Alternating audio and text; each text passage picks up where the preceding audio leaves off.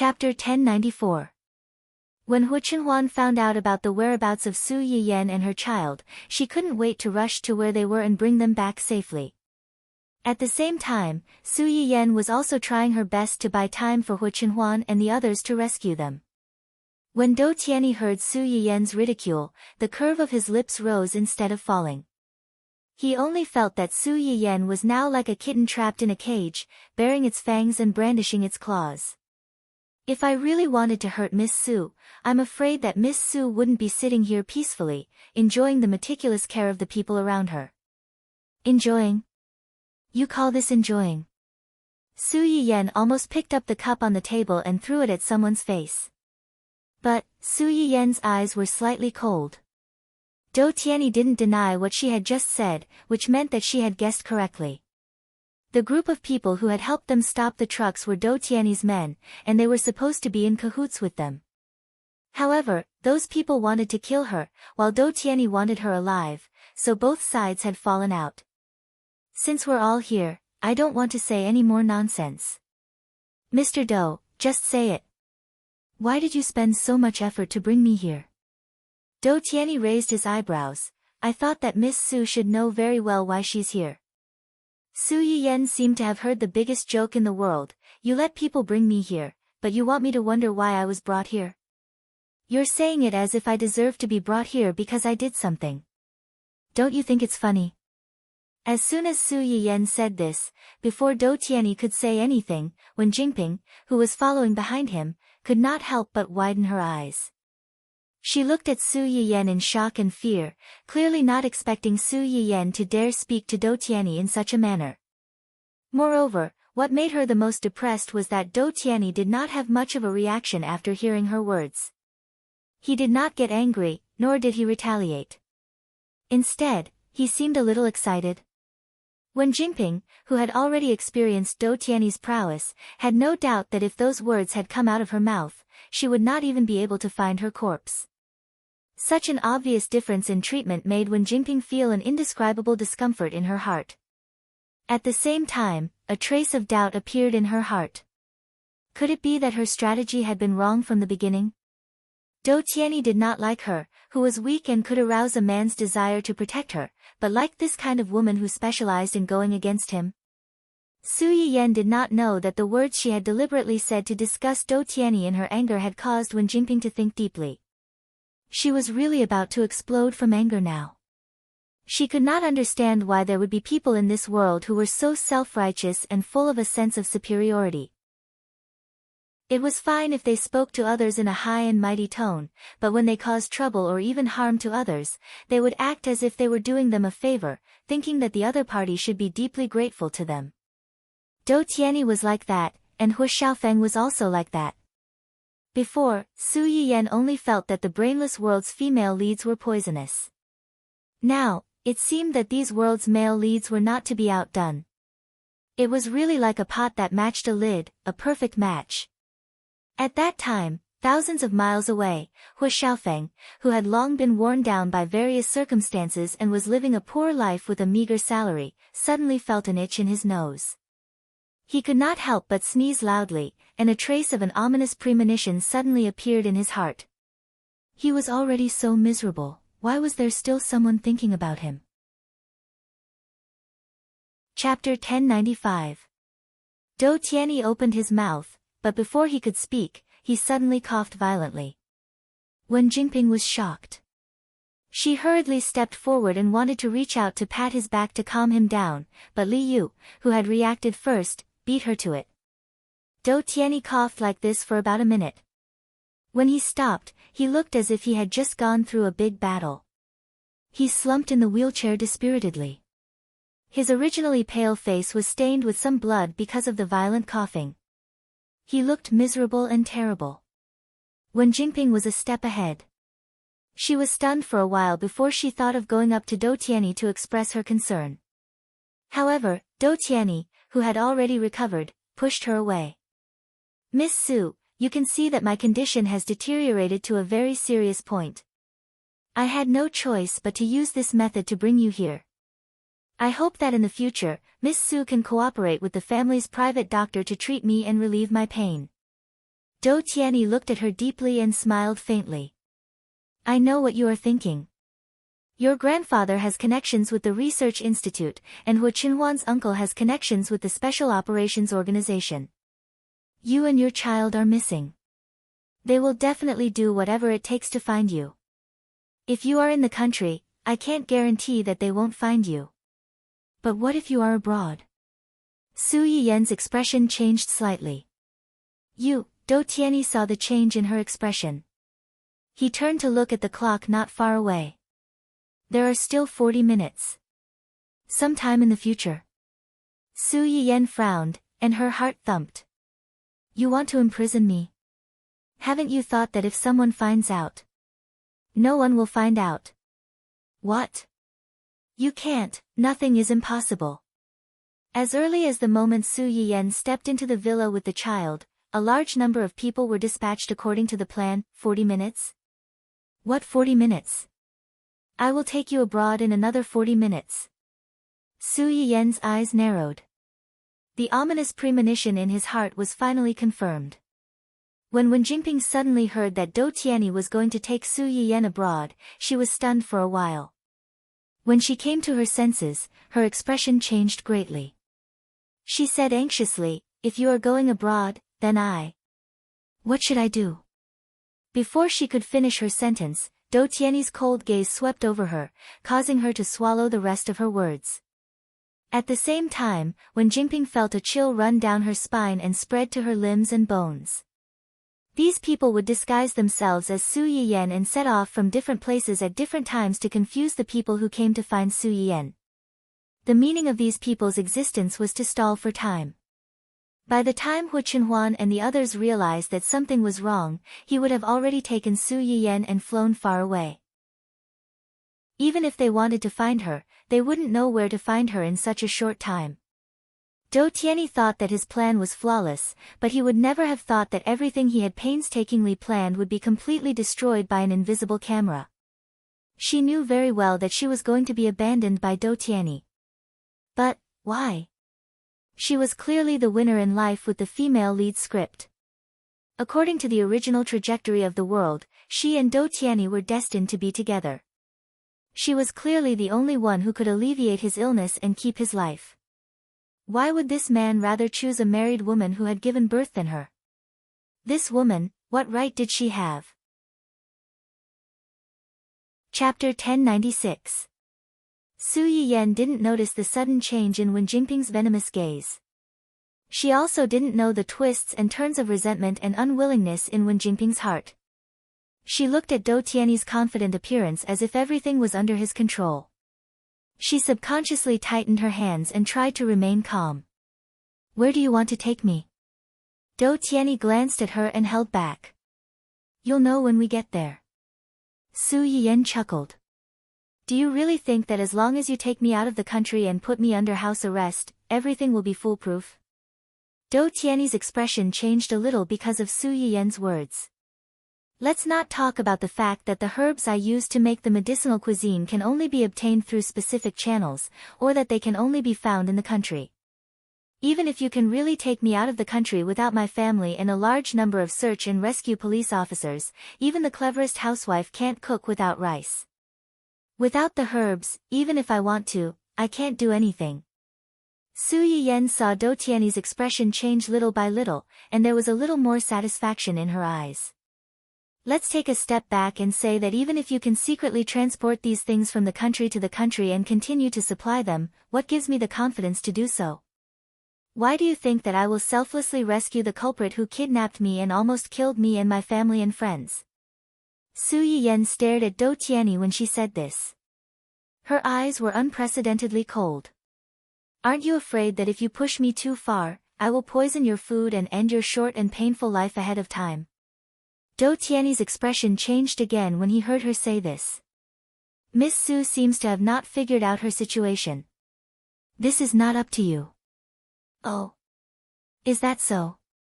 Su Yiyan raised her eyebrows, and the mockery in her eyes grew. What if I refuse? Are you going to kill me? Of course not. Miss Su is my honored guest. How could I bear to hurt you? Su Yiyan stared at him for a while and chuckled. Yes, you can't bear to hurt me, but you will hurt my family and the people around me. As Su Yiyan spoke, she patted the little fellow who was sleeping soundly in her arms to comfort him. Her eyes were full of heartache. The little girl was still so young. She had only accompanied her parents to celebrate her grandmother's birthday, yet she had encountered such a thing. Just because I refused to recuperate for you, you found someone to secretly instigate Qing Fenglang and Song Yunyuan to work together to bribe the employees of my uncle's company. You forged fake evidence, slandered my uncle and my grandfather for academic fraud, and suppressed the newcomers under them to receive kickbacks. It's a pity that my grandfather has been dutifully and conscientiously doing research for most of his life. Now that he's old, he's almost been splashed with a basin of dirty water for no reason because of some people's evil intentions. That's not all. I've underestimated some people's madness before. They would even harm a child. When Su Yiyan said this, she looked up at Dou Tianyi with disgust and hatred in her eyes. You got someone to hint to Hua Qihan that as long as he caught my child, he could use the child to threaten me and Chenhuan to hand over the Hua Corporation. After that, you helped him bribe the servants in my house to help him take the child out and hand him over to Hua Qihan. It would be best if he succeeded. If he failed, it would be Hua Qihan who did it, and it would have nothing to do with you. You were the one who planned all this, and you were also the one who added fuel to the fire behind the scenes. In the end, Hua Qihan and Qing Fenglang were the ones who took the blame, while you were innocent and unharmed. Mr. Dou is really calculating. Chapter 1097. Su Yiyan only found out about this recently. Hua Chenhuan only told her that the Qing family's matter was related to Dou Tianyi, but she didn't tell her that Dou Tianyi was actually involved in Hua Qihan's kidnapping. Unfortunately, the truth couldn't be hidden forever. Su Yiyan still learned the truth from Yu Ziyan. Su Yiyan was, of course, furious. If Dou Tianyi hadn't been in the hospital and didn't have much time left, she would have killed this bastard long ago. She didn't mention it on impulse, but she knew that everything they were doing and saying now was under surveillance. There was nowhere to hide. The two things that Su Yiyan mentioned were done very secretly by Dou Tianyi. Although Yu Ziyan and the others found clues, they didn't have enough evidence to prove that Dou Tianyi was involved and played a key role. There was no doubt that he was guilty. There were some things that one knew that the culprit was right in front of one's eyes, but because there were no clear witnesses or evidence, one could only watch him get away with it. There was nothing one could do. However, if the person involved could admit it personally, or if he accidentally let it slip under her provocation, then things would be different. And things were indeed as Su Yiyan expected. When Dou Tianyi heard her mention these things, he looked a little surprised. However, perhaps because he was in his own territory, he relaxed a little and felt that Su Yiyan was now a turtle in a jar. Everything she did was just a last-ditch effort. It seems that Miss Su already knows. Dou Tianyi glanced at Su Yiyan. Yes, I asked someone to do it. I asked someone to secretly tamper with your grandfather's house and your child's matter. However, you can't blame me for this. Miss Su, I told you a long time ago that I don't like being rejected. Especially when my life is at stake. Miss Su, I'm not even 30 years old yet. For many people, at this age, life is just about to begin. All their dreams are just about to be realized. Countless beautiful possibilities are waiting for them, but my life has already come to an end. I don't want to die, and I'm not willing to die like this. I just want to live. Dou Tianyi said it pitifully, but Su Yiyan only felt sick of it. There was nothing wrong with a person wanting to live. It could even be said that wanting to live was a human's instinct. However, in order to live himself, he wantonly harmed others and even implicated innocent people to force her to submit. His actions, coupled with what he said now, was absurd, sick, selfish, and hypocritical. However, some people were moved by his words. They started sympathizing with him. After watching this for a long time, the host is, President Su is the host. The man sitting opposite the host was seriously ill and wanted the host to help treat him. The host refused due to various considerations, and in the end, she suffered from this person's revenge. The host's grandfather was originally a senior in the research institute. He was a person of virtue and prestige. In the end, he was smeared with fake evidence and almost lost his integrity because of a groundless accusation. The host's child was almost stolen. Oh my God, what kind of devil is this? I can't afford to offend him. Hee, what she says is the truth. Aren't you fans too brainless? Upstairs, I'm afraid you have late-stage cerebral palsy. Didn't you hear the host admit that he did all these bad things? How did it become the host's fault? This host's fans are of such quality. They just casually scold people. As expected, fans follow the host. I vomit. Chapter 1098. You have cerebral palsy, yet you don't allow others to refute you. Weren't you the one who scolded others for being brainless first? Are you blind or have intermittent amnesia? Do you really think the broadcast room is your home and the whole world is your mother? Don't you know that the one who provokes first is cheap? Before saying that others have no quality, please take a look at yourself first. What the hell are you? I'm dying of laughter. If you're uncultured, go and read more books. If you don't know the cause and effect, you're brainless. I'm quite curious about how big your brain capacity is. Some brainless haters who doubt the streamer's words just now, since they have doubts, go and find evidence.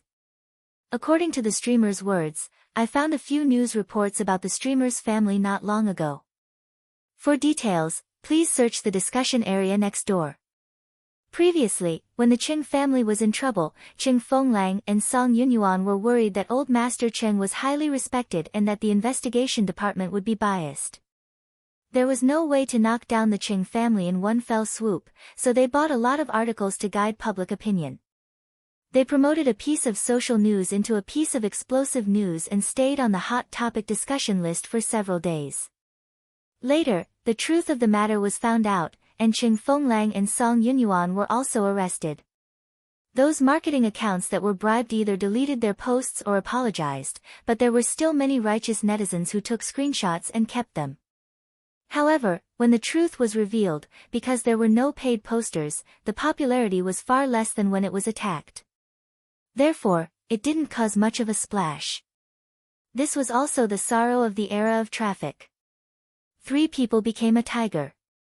When the scolding came out, they swarmed forward, but when the truth came out, they ran faster than anyone else. Passers-by who didn't know the truth only saw the beginning and didn't understand the truth that came out in the end. They often left their impression at the beginning and thought that was the truth. Now that Su Yiyan brought up the old matter again, there were really people who ran to find out the whole story again. They even sorted it out so that more people would know the truth of the matter. It could be considered a blessing in disguise. Didn't someone say that the streamer might be a descendant of a hidden family? Now it seems that there are some differences from expectations, but the streamer's maternal grandparents are actually seniors in the research institute. Rounded up, they can be considered a scholarly family, right? No wonder the streamer handed these precious Chinese herbs to the research institute for research and cultivation as soon as she found them. It turns out that there's such a relationship. I'm so angry after reading the report.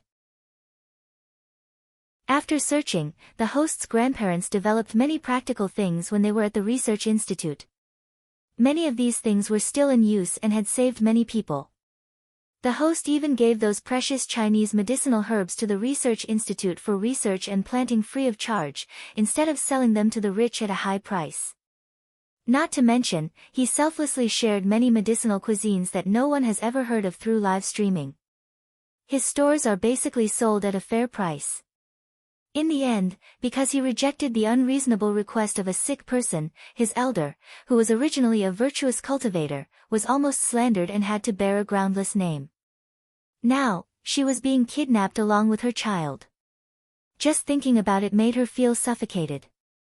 Oh my God, did someone call the police? This man is so crazy, who knows what he'll do to the streamer and the baby. I reported it a long time ago. They said that they're already looking for him. However, the man just now seemed to say that he wanted to take the streamer out of the country.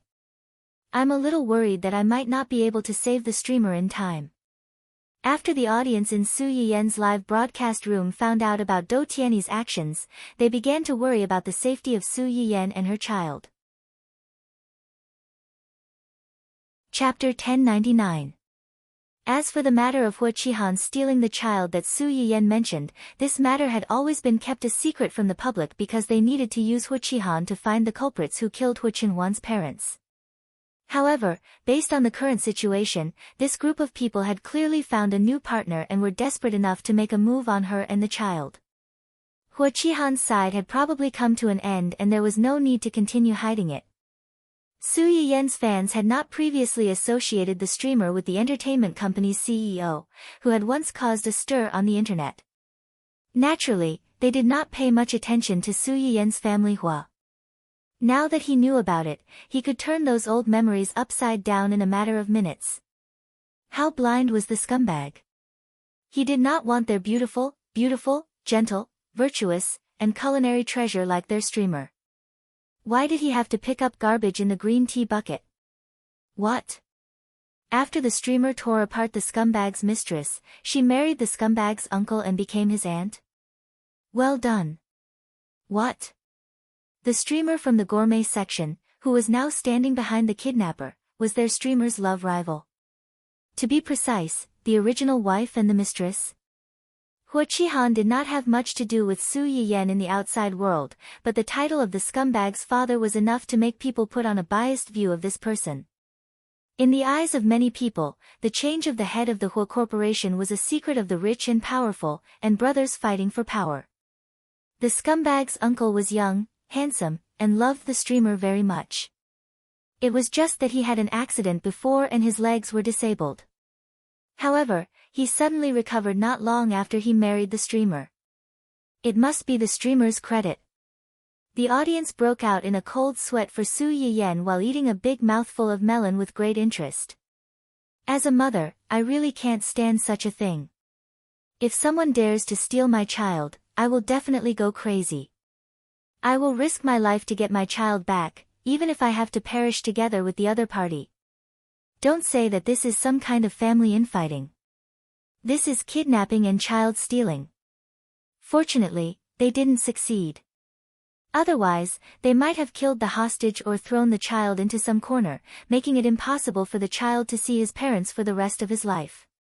What's the difference between this and those human traffickers who steal children? If it was just this, there was nothing much to say about the winner and the loser. However, it was different when it involved stealing children. When the host was pregnant, she would occasionally broadcast live for us. It can be said that we watched the baby grow up bit by bit. This man actually encouraged others to steal the host's child just because the host refused to treat him.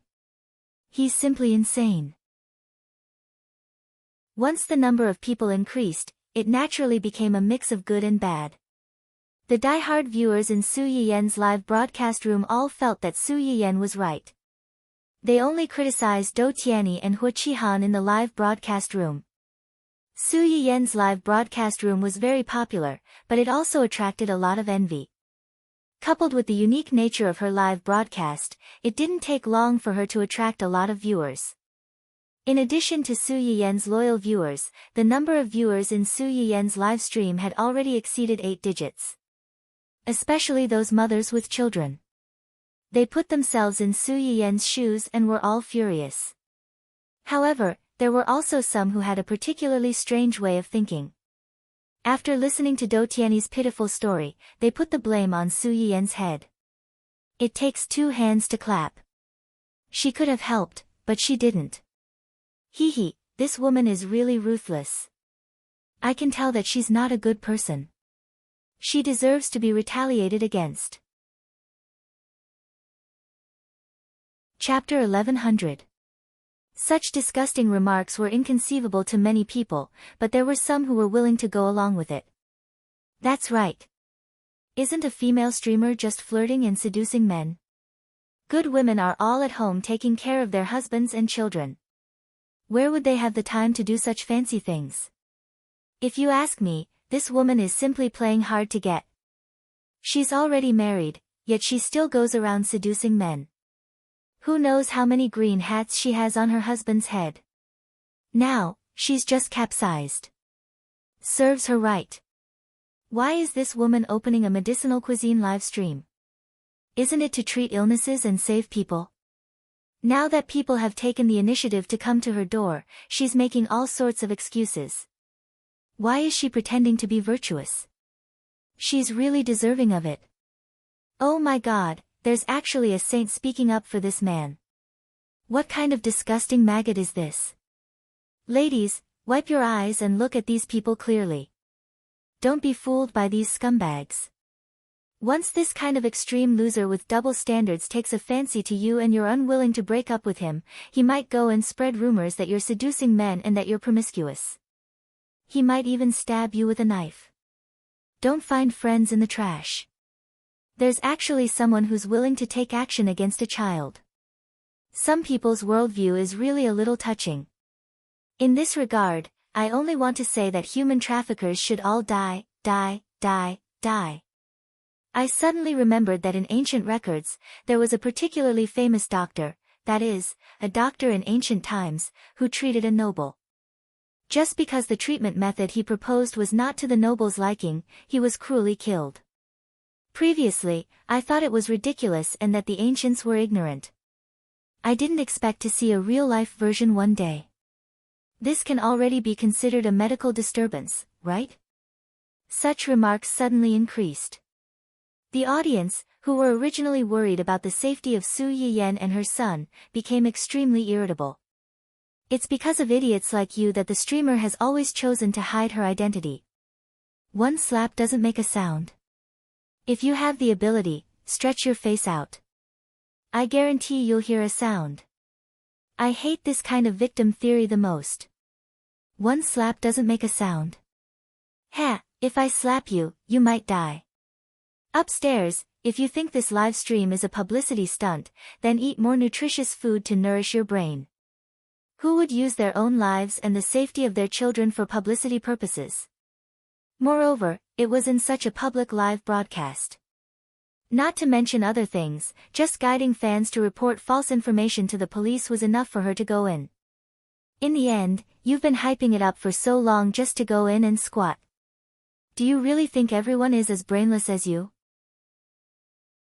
After the viewers in the live streaming room were briefly surprised by Su Yiyan's identity, they were all attracted by her and her child's current situation. Now, they were fighting with all kinds of demons and monsters in the live streaming room. You said what I wanted to say but didn't dare to say. Someone's fans are like lunatics, attacking people and not allowing any different voices to appear. In my opinion, we should report this platform and ban this live stream forever. Other than such comments, there were also some people who felt that the live stream was a publicity stunt. Trash hype dog. It's fine if you bought all kinds of marketing to hype up your store and fake medicine. Now, you're actually doing this kind of kidnapping, holding, and strangling live broadcast to show your pitiful side. You must be crazy for money. The bullet screen was very chaotic and lively. Su Yiyan did not know about this, but the system's continuous increase in favorability gave her some comfort. It made her certain that it was a wise decision to start a live broadcast at this time. Chapter 1101. Su Yiyan calmed down and raised her head to look at Do Tianyi. She said solemnly, "I've already said that I can't help you. Your doctor should have already told you that your illness is incurable. At the very least, the current medical drugs are unable to achieve the effect of curing your illness. I'm just a normal person. I'm not even a doctor. I'm really not as good as you think." Do Tianyi didn't argue with Su Yiyan on this topic. He only said hoarsely, "Even if it can't be cured, I want to live a little longer, then you should go to the research institute for help. Whether it's medicinal herbs or medicinal materials, I've already handed them over to the research institute to plant and promote. I'm just a dabbler in treating illnesses and saving people." The reason why I took these things out is because I don't want a bright pearl to be covered in dust. The Research Institute has pharmacologists and doctors who specialize in medicinal herbs. With decades of knowledge and these things, which one of them isn't better than me? Why do you have to be so stubborn to pester a layman like me? Dou Tianyi stared at Su Yiyan faintly. Miss Su's medical knowledge may not be as good as theirs, but your understanding of these things is more detailed than anyone else. So Miss Su doesn't need to feel any psychological pressure in this aspect. Other than Miss Su, I have a complete medical team by my side. They will choose the most suitable medical treatment according to Miss Su's prescription and my own physical condition. Dou Tianyi's words were actually telling Su Yiyan that since she was caught by him, she should be more obedient. She shouldn't think of playing any tricks on his illness. Since he caught her, he definitely wasn't unprepared. Dou Tianyi might not have medical knowledge and would be fooled by her, but the entire medical team by his side wasn't to be trifled with. As for what Miss Su mentioned just now, are you afraid that you'll put poison in the medicine? I really can't bear to touch Miss Su, but I don't have the same patience for anyone other than Miss Su. Dou Tianyi glanced meaningfully at the little guy in Su Yiyan's arms. He said with a faint smile, some people, since you've already touched them once, it's no big deal to touch them again. Su Yiyan's body stiffened. She angrily shouted, you dare. At this point, Miss Su, what do you think I don't dare to do?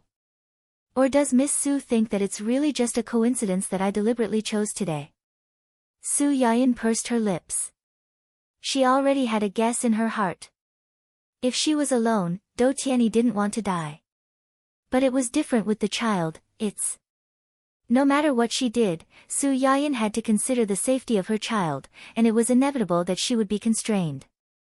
System, how's collecting the favorability points? Is it enough for a big move? Su Yiyan knew that once the live broadcast was released, Hu Qinhuan would definitely make a move. However, the situation outside wasn't clear. She hoped that Hu Qinhuan would come quickly to save them, but she also had to save herself. Almost there, almost there. Su Yiyan's expression was a little ugly. The atmosphere between the two of them also became heavy and oppressive because of the lack of agreement. Just then, the sound of hurried and messy footsteps suddenly came from outside. It was accompanied by the anxious and troubled voices of several bodyguards. Wait, you can't go in now. Please don't make things difficult for us. Sigh, you. Chapter 1102. Su Yiyan keenly sensed that Dou Tianyi's expression had changed subtly because of the commotion outside. He gave Li Yu a look. Li Yu immediately understood and walked over to Su Yiyan. Miss Su, please come over here. Su Yiyan narrowed her eyes and did not get up. What happened? Please allow me to explain the details later. Let's leave here first. This is also for the safety of you and the child. Don't worry, we won't do anything to you for the time being. For the time being? That meant that they could still do something to her in the future. Su Yiyan understood what he meant. Her eyes flashed coldly, but she also felt that the commotion outside was not right.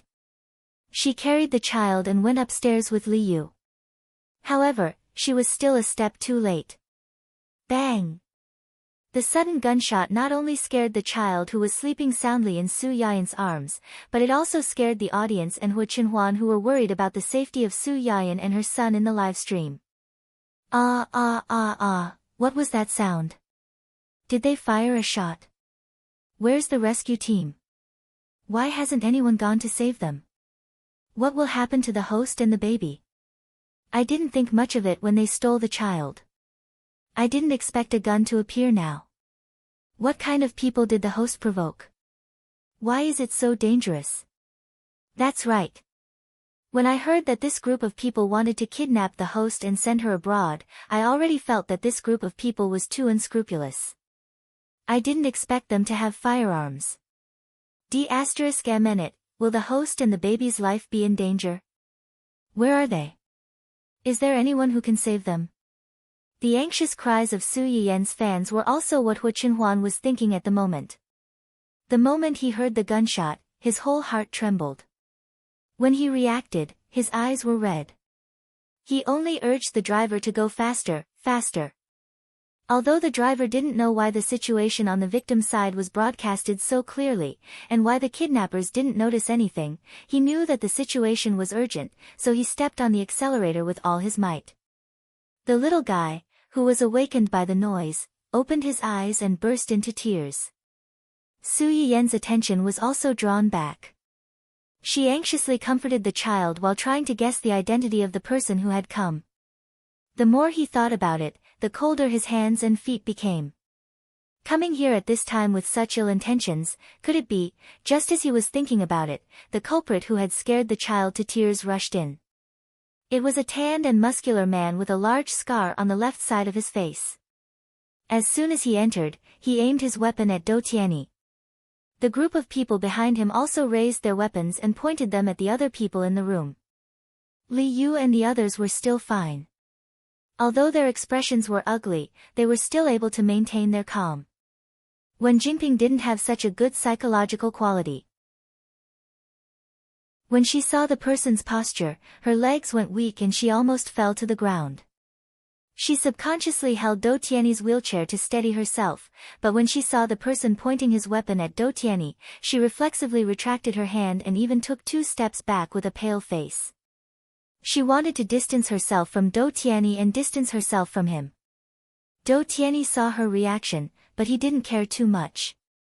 Or it could be said that he didn't have any expectations for Wen Jingping in the first place. He looked up at the scarred man and chuckled. "Mr. Yi, what do you mean by this? You just finished your job and you want to get rid of the donkey after it has left the millstone. Isn't that too unkind?" Chapter 1103. When the scarred man heard Do Tianyi's words, he sneered. Even the scar on his face twitched, making him look very ferocious. "Finished? She's already been snatched away, what else can you do?" The scarred man said as he looked at Do Tianyi with hostility and viciousness. "It's been a long time since someone dared to trick me like this. Kid, are you looking for death?" Bang! As soon as the scarred man finished speaking, a gunshot rang through the hall again, followed by Wen Jingping's uncontrollable scream. The bullet brushed past Do Tianyi's face and hit the wall behind him, leaving a hole. It was both a dissatisfaction and a warning. Wen Jingping had never been so close to a firearm like this before. She screamed and fell to the ground, trembling. She was afraid that the scarred man's next shot would be her head. "But you've forgotten that I'm a businessman. A businessman never does business that loses money. What I'm doing now is just giving you a taste of your own medicine. Mr. Yi, you don't have to pretend to be a victim of betrayal." The ridicule in Do Tianyi's words couldn't be more obvious, but he had forgotten that it was common for businessmen to fight amongst themselves. With just a few words, there were flashes of light and shadows of swords, and smoke of gunpowder filled the air. But now he was not facing a businessman, but an unreasonable outlaw. It was like Xiu Kai meeting Bing. It was not a competition of eloquence, but whose fist was bigger. Do Tianyi was quite calm in the face of this group of outlaws, as if the person who was threatened was not him. "Mr. Yi, I'm afraid you've forgotten that we had an agreement. I'll help you hide your whereabouts, gather information for you, and find an opportunity to make a move on the family Hua. You help me catch Hu Qinhuan's wife. After that, you take your revenge, and I'll treat my illness. We'll both benefit from each other and mind our own business." "But what did you do?" "In the downtown area, you openly blocked, chased after cars, and even opened fire." Do Tianyi's eyes turned cold as he said this. "Mr. Yi, I'm not a fool. Everyone knows what you're trying to do. One of the most important terms in our agreement was not to hurt Miss Su. I still need her help to treat my illness, but you want her life. Well, killing her is equivalent to killing me. You've taken your revenge and vented your anger, and you can also remove the root of the problem.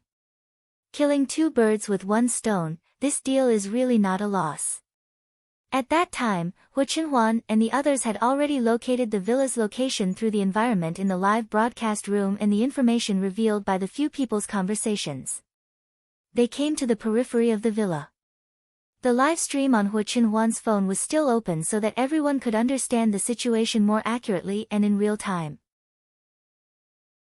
Zheng Qianyang didn't know how his niece-in-law opened the live broadcast, and the camera clearly wasn't on her, so he could completely rule out the possibility of her carrying a camera with her. I don't have time to listen to your bullshit. If you don't want to die, then be quiet and let me take her away. When the knife-scarred man said this, his gun was still pointed at Dou Tianyi, but his eyes had already drifted to Su Yiyan, who wasn't far away. When Su Yiyan met the man's eyes, her heart trembled. She had a faint premonition that this man's hands were stained with blood, and it wasn't just the blood of one person. But it had to be said that the appearance of this live broadcast did provide them with very useful information, greatly facilitating their rescue. After seeing the knife-scarred face in the live broadcast, Zheng Qianyang's expression changed.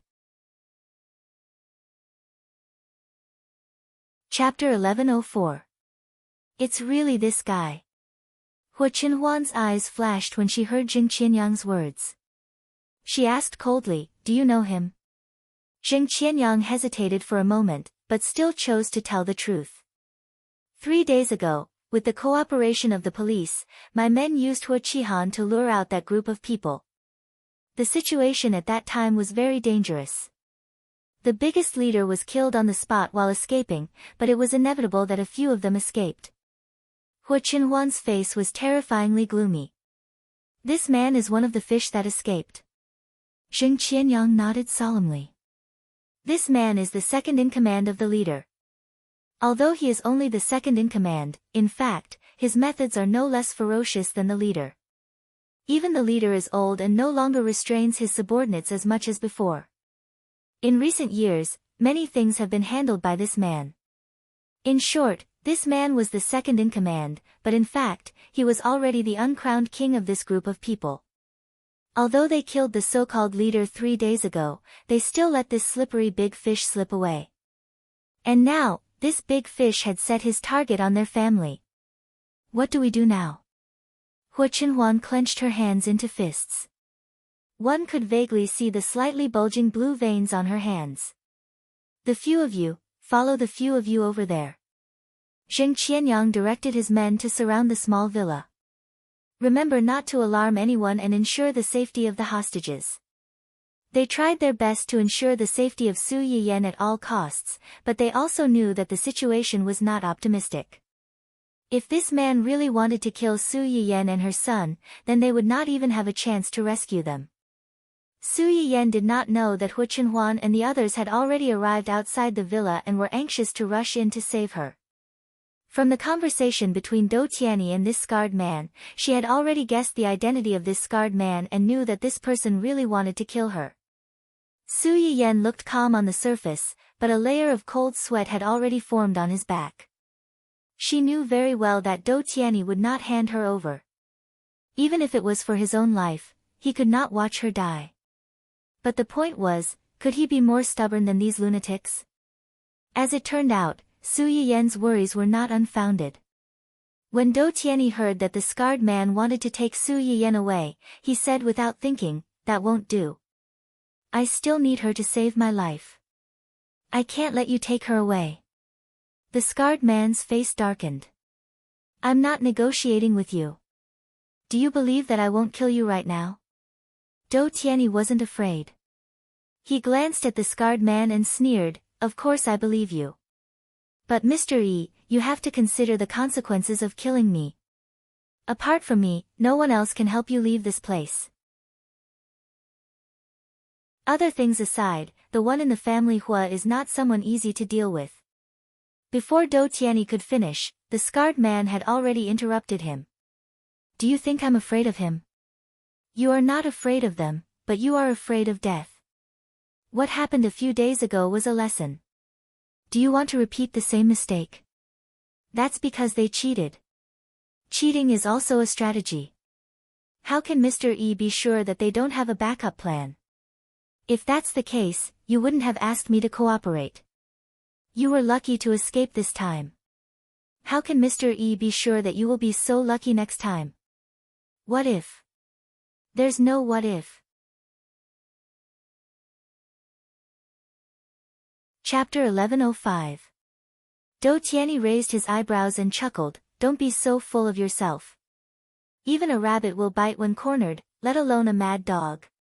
You killed his wife and child, he will kill you no matter what. When that time comes, I'm afraid Mr. E won't be able to escape."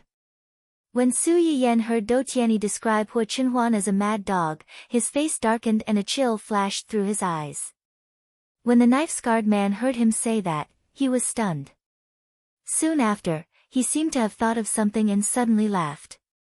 Mad dog? That's an apt description. Everyone says that nephew is like uncle. Zheng Qianyang is a mad dog, his nephew is also a mad dog. When Su Yiyan heard this person mention Zheng Qianyang, his heart sank. He was almost certain of this knife-scarred man's identity. At this moment, the knife-scarred man suddenly raised his head and looked over. The two people's eyes met unexpectedly. Su Yiyan pursed his lips and his heart sank. Fortunately, the knife-scarred man's gaze didn't linger for too long. He quickly turned his attention back to Do Tianyi. He even put away the weapon that was originally pointed at him and took the initiative to walk to the sofa opposite Do Tianyi and sit down. "Kid, you're a smart person. Since you dare to say that, are you sure you can escape unscathed?" "Of course." A light flashed through the knife-scarred man's eyes. "What are you going to do?" Do Tianyi raised his head and looked at the clock. "In 10 minutes, Miss Su and I will take a private jet and leave here. Before that, there will be people who will help us lure away those bugs that are chasing after us. If Mr. E doesn't mind, you can leave with us." "Leave with you on a private jet?" Do Tianyi smiled faintly and shook his head. The knife-scarred man frowned. "No. To be precise, we'll leave together, but not on the same plane. I've specially prepared a private jet for Mr. E to make it convenient for Mr. E to choose where to stay." If Do Tianyi wanted to escape, he naturally could not openly apply for the route on the surface. Otherwise, when Hua Qinhuan and the others reacted, they would be able to find out where they had gone. Wouldn't all their previous arrangements be in vain? The reason why he arranged another plane for the knife-scarred man and the others was that he wanted to get on the knife-scarred man's good side and let him know that he was the only one who could help him get out of this predicament. He wanted to emphasize his value so that the knife-scarred man wouldn't dare touch him. Secondly, it was to ensure his own safety. Do Tianyi knew that if the knife-scarred man wanted to leave, he would definitely have his own way. As long as he wanted to, he would definitely be able to solve the problem of the flight route. The difficult part was that even the cleverest housewife could not cook without rice. Now that he had given him a way out, he would naturally be able to find a way out. Furthermore, his connections would definitely not coincide with his own. When the time came, they would not be on the same plane, and no one would know where they went. Even if this group of desperados wanted to burn the bridge after crossing the river, they would not be able to do anything. How could the scarred man not see through Do Tianyi's little scheme? But what he was more concerned about was, "You're guarding against me."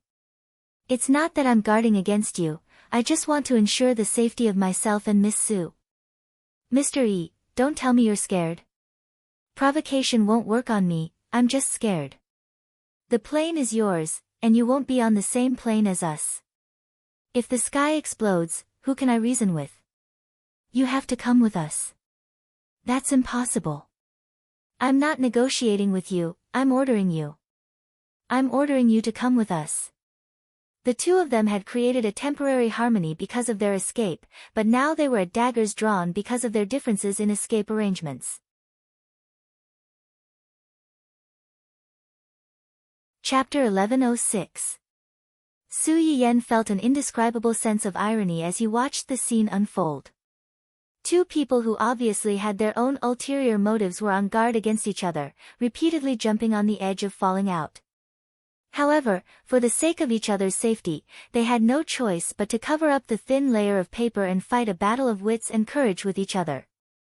Su Yiyan was not interested in the game between the two. Su Yiyan was more concerned about whether he could bring the child out of here in the short span of 10 minutes. This question also affected the hearts of the audience in the live broadcast room. These people were originally very worried because of the appearance of the scarred man and the others. It was only when they heard Do Tianyi emphasize the time again that they realized that so much time had passed unknowingly. Obviously, the rescue team had not arrived yet.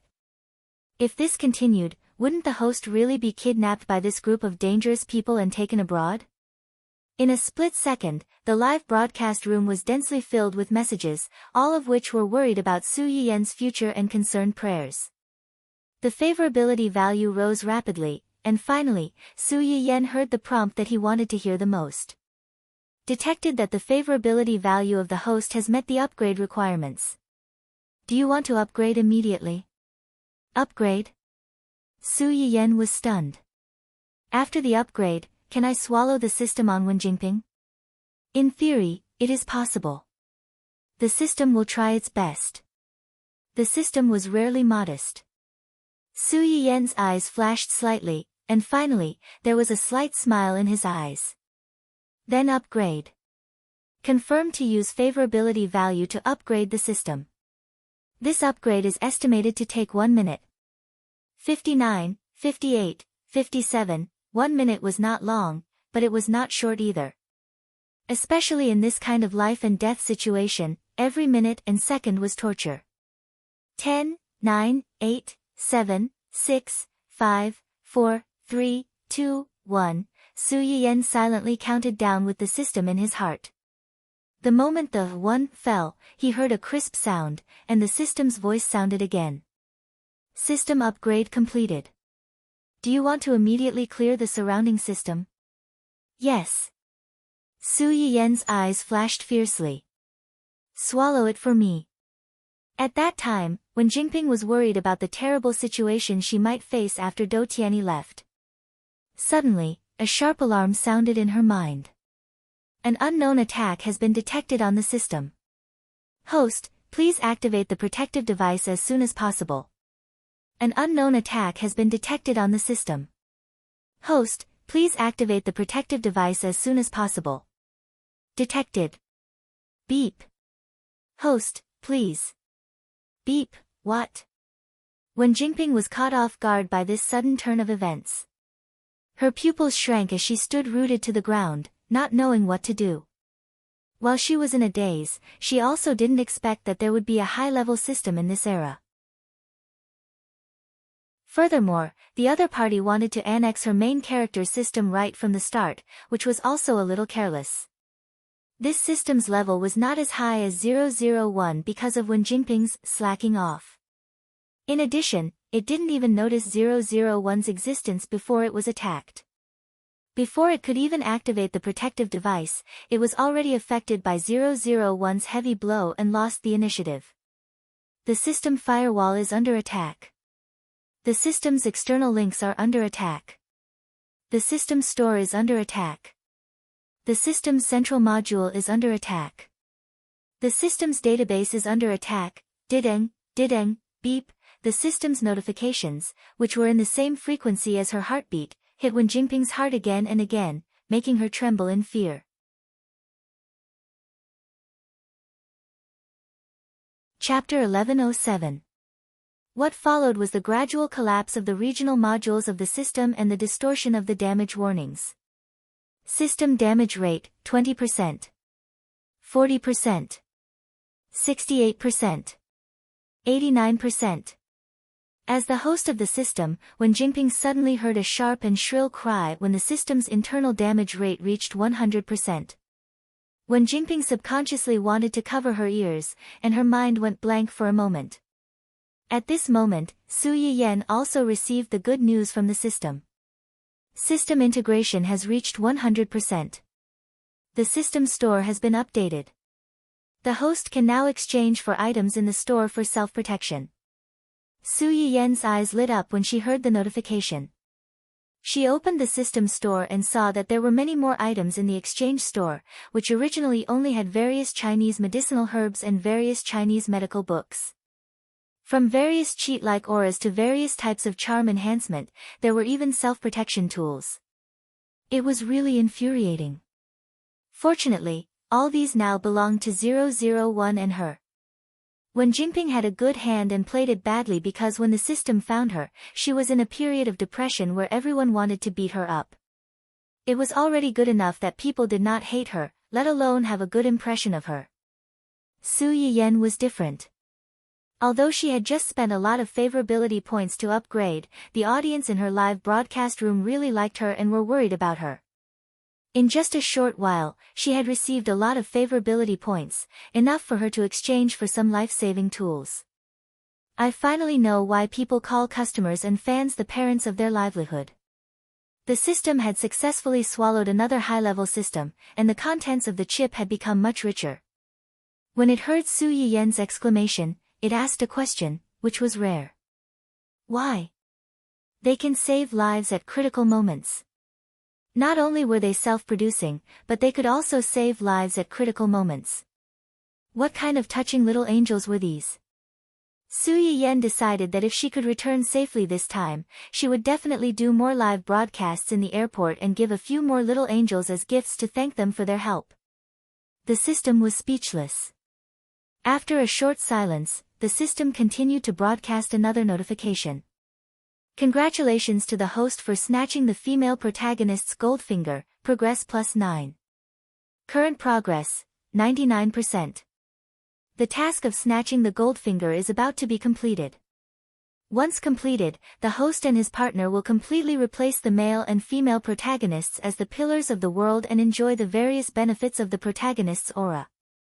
After 001 swallowed Wen Jinping's system, the progress bar of snatching the gold finger had only jumped to 99. What was the last 1%? There was also the various benefits of the protagonist's aura. What benefits? Luck, promotion and wealth, a happy family. I don't lack of these now. What else can I get? These benefits feel a little useless. The system was speechless. You're still complaining about this? Do you want to go to heaven? Cough. The male and female protagonists of this world possess the world's providence, so their benefits are naturally not limited to this. Su Yiyan raised an eyebrow. For example, you'll definitely win a prize if you buy a lottery ticket, you won't die if you jump off a cliff, you won't lose in the ring, you'll definitely miss when you're under a hail of bullets, and you'll definitely pick up money not long after you leave the house. Cannon fodder will suffer when they see the host, and bullets will take a detour when they see the host. Su Yiyan was speechless. Are you even human? Su Yiyan was overjoyed that she had found a way to save her life. She was already planning to get the last 1%. On the other hand, Wen Jinping was in a miserable state.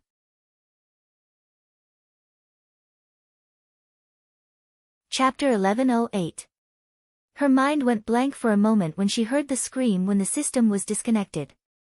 It took her a while to regain her senses and realize what had happened. Her system, the only thing she could rely on, had been attacked by an unknown force. Just a moment ago, system. System. Wen Jinping was quite restrained at first. She kept calling out to the system in her mind, praying for a response. After calling out a dozen times without any response, Wen Jinping finally panicked. How could this be? How could this be? Impossible, impossible. System, where are you? Don't hide, don't scare me. Come out, system, come out. Wen Jinping's scream broke the standoff between Dou Tianyi and the scarred man, Mr. Yi. Dou Tianyi frowned and gave Li Yu a look. Li Yu quickly went forward and grabbed Wen Jinping's hand to stop her from running around. Miss Wen, what are you doing? Calm down. How could Wen Jinping calm down at a time like this? She grabbed Li Yu's hand and said anxiously, my system is gone, someone stole it. Li Yu listened to her incoherent words and said impatiently, what system? Who stole your thing? Miss Wen, calm down first. No matter what you lost, now is not the time to talk about it. Let's wait for the boss to finish talking before we talk about your problem, okay? No, we can't wait. Someone stole my system. Someone stole my system. Who is it? Who is it? Wen Jingping said as she pushed Li Yu away and grabbed the hand of another person beside her. Is it you? Is it you? Or is it you? Wen Jingping was like a headless fly, chasing people around and asking questions. Even the fugitives that she was afraid of before became the targets of her suspicions. In the eyes of the crowd, this scene was like a crazy woman who had lost her mind and suddenly went crazy. Dou Tianyi and the knife-scarred man were already unhappy because they couldn't reach an agreement on the topic. Now that they saw Wen Jingping crazily pulling people everywhere, they frowned at the same time. In the end, it was Li Yu who broke out in cold sweat. She directly ordered a few bodyguards to go forward and grab Wen Jingping, who still wanted to run around, and take her away first.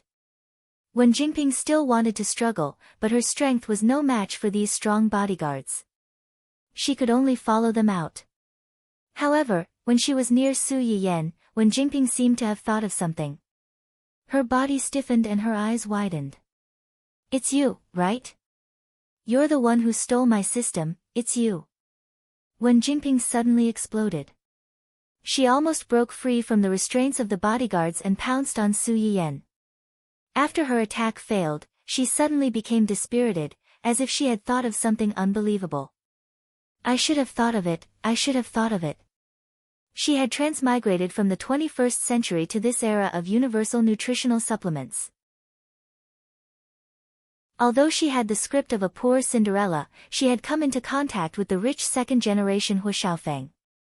She had relied on her home-cooked cooking skills to support herself and had accumulated many fans for herself. Everything was going well. Everything she had experienced told her that she had transmigrated with luck. One day, she would climb to the top and become a person above others. However, all of this had unknowingly gone off the rails. Since when did it start?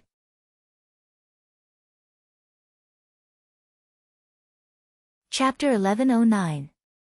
It was not that Wen Jingping had not thought about this problem before, but before this, Wen Jingping felt that the beginning of her misfortune was that talent show.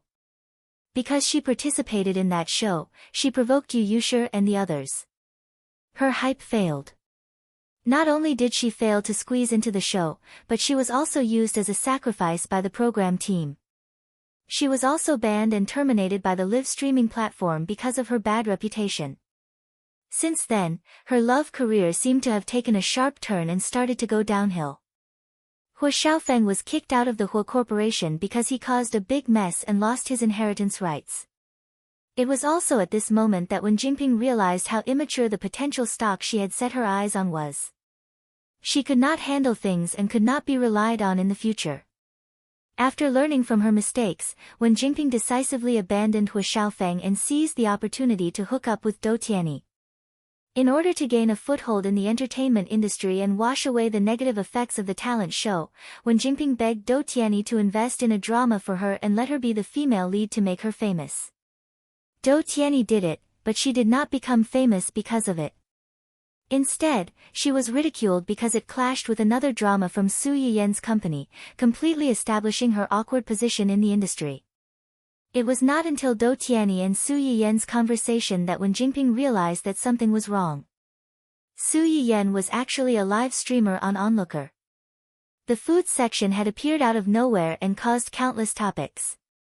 After she scammed her, it became even more popular and directly compared her to the medicinal cuisine live streamer in the dust. Perhaps she was wrong from the beginning.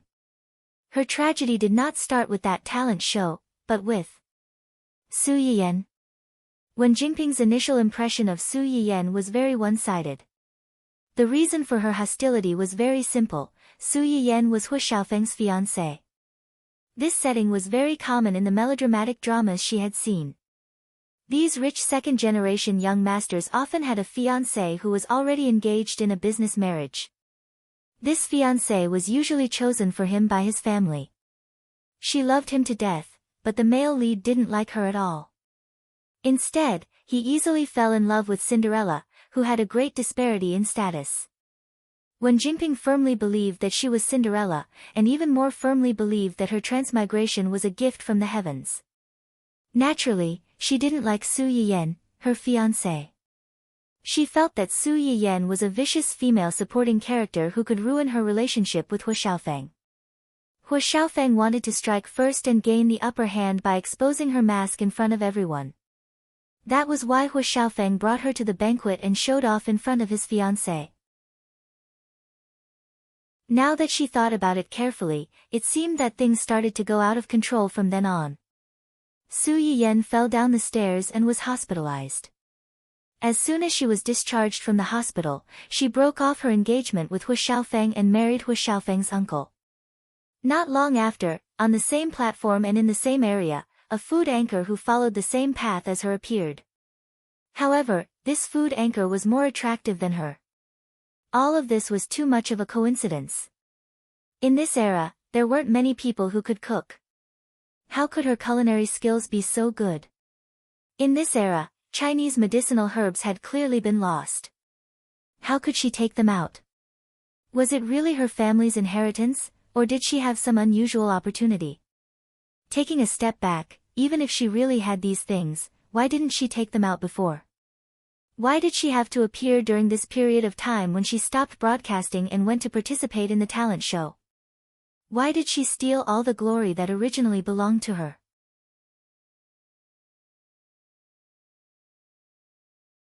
Chapter 11:10. She failed in a talent show and was banned by the platform. Her boyfriend's protection was taken away. She was ridiculed when she finally found another company to film a TV series. She was called a mistress when she hooked up with a spare tire. She was banned by her family when she found a backer. On the other hand, Su Yiyan was an extreme case. After her live stream became popular, she hooked up with the Research Institute.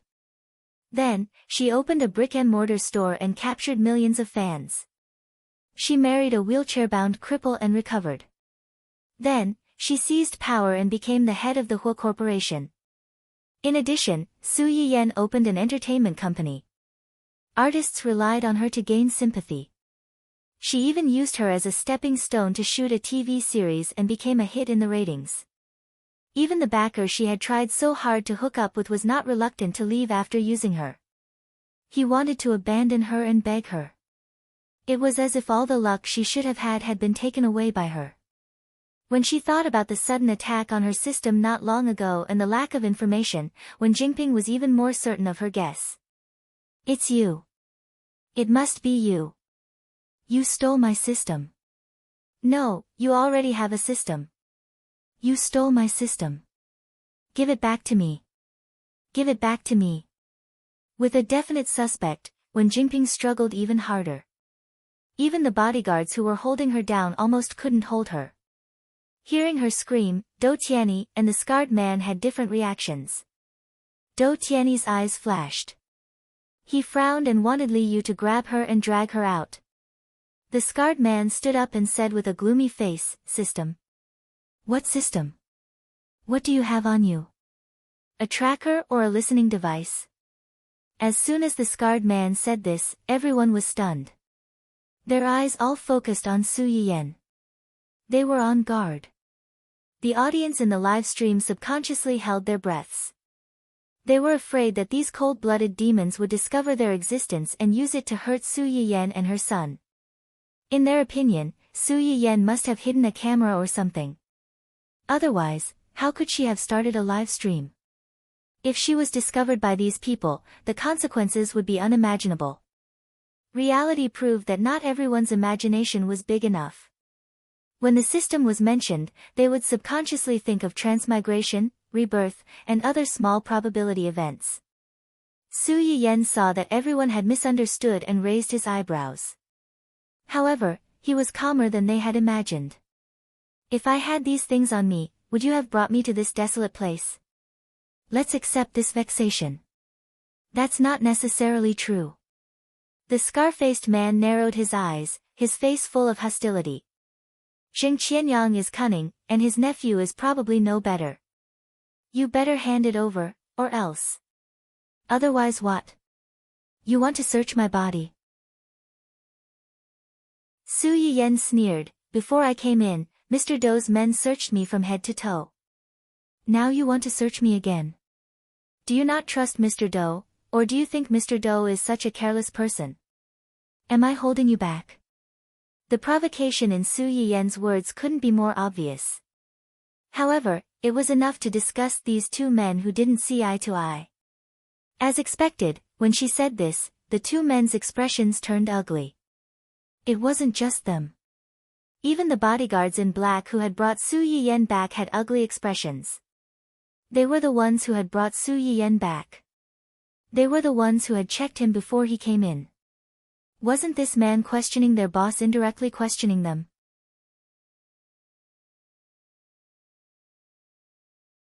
Chapter 11:11. Su Yiyen saw the change in everyone's expression and sighed. "Of course, if you want to force me to search again, I can't do anything about it. After all, I am now a prisoner. My life may be in danger at any time. How can I care about this?" Su Yiyen's words could be said to be quite eccentric. In a roundabout way, she ridiculed Do Tianyi for going through so much trouble to invite her over but not being able to guarantee her safety, allowing an outsider to behave atrociously in his territory. Do Tianyi's eyes flashed. He knew Su Yiyen's intention, but he still went along with her words. He smiled faintly and said, "Miss Su must be joking. Miss Su is my guest. No one will do anything to you." The knife-scarred man's face darkened slightly. There was a dangerous look in his eyes as he looked at Do Tianyi. Do Tianyi did not avoid the knife-scarred man's gaze. He calmly explained, "Before entering, Miss Su had indeed been checked. All the communication signals in this place have been blocked. Even if she has something on her, she can't send it out." The knife-scarred man's expression became better. He no longer insisted on searching Su Yiyen's body. However, no one expected that Wen Jingping, who had been restrained and unable to move, would explode with unprecedented strength when she saw that everyone's attention was attracted by Su Yiyen. She broke free from the restraints of several bodyguards and rushed in the direction of Su Yiyen. Everything happened too suddenly. Everyone watched as Wen Jingping threw herself at Su Yiyen. Su Yiyen subconsciously protected her child and wanted to dodge.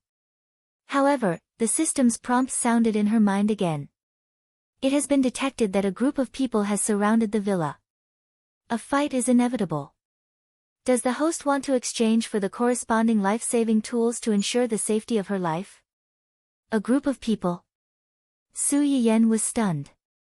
The first thing that came to her mind was, Chenhuan has arrived? Yes. After getting a definite answer, Su Yiyen instantly changed her mind. She stood motionless and let Wen Jingping throw herself at her. Do Tianyi and the others' faces changed slightly. They were afraid that Wen Jingping would throw herself at Su Yiyen. They did not know that since Su Yiyen allowed Wen Jingping to throw herself at her, she was not unprepared. Confirming the activation of the comprehensive defense system. Congratulations to the host for activating the halo and the large-scale melee halo.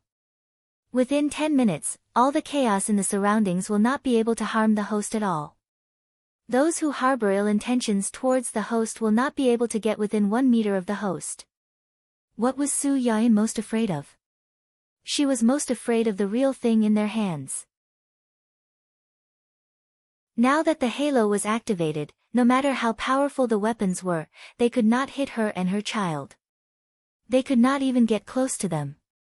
10 minutes did not sound like a long time, but in this life and death situation, not to mention 10 minutes, even a minute or a second could determine who lived and who died. She had to admit that the system was quite reliable at critical moments. As soon as the halo was activated, Wen Jingping, who was throwing herself at Su Yiyen and reaching out to strangle Su Yiyen's neck, tilted to the side after throwing herself at Su Yiyen and fell down the stairs. She rolled all the way down the stairs and could not get up. Su Yiyen protected her child and was unharmed. However, at this time, everyone was attracted by another movement in the hall and did not notice her abnormality.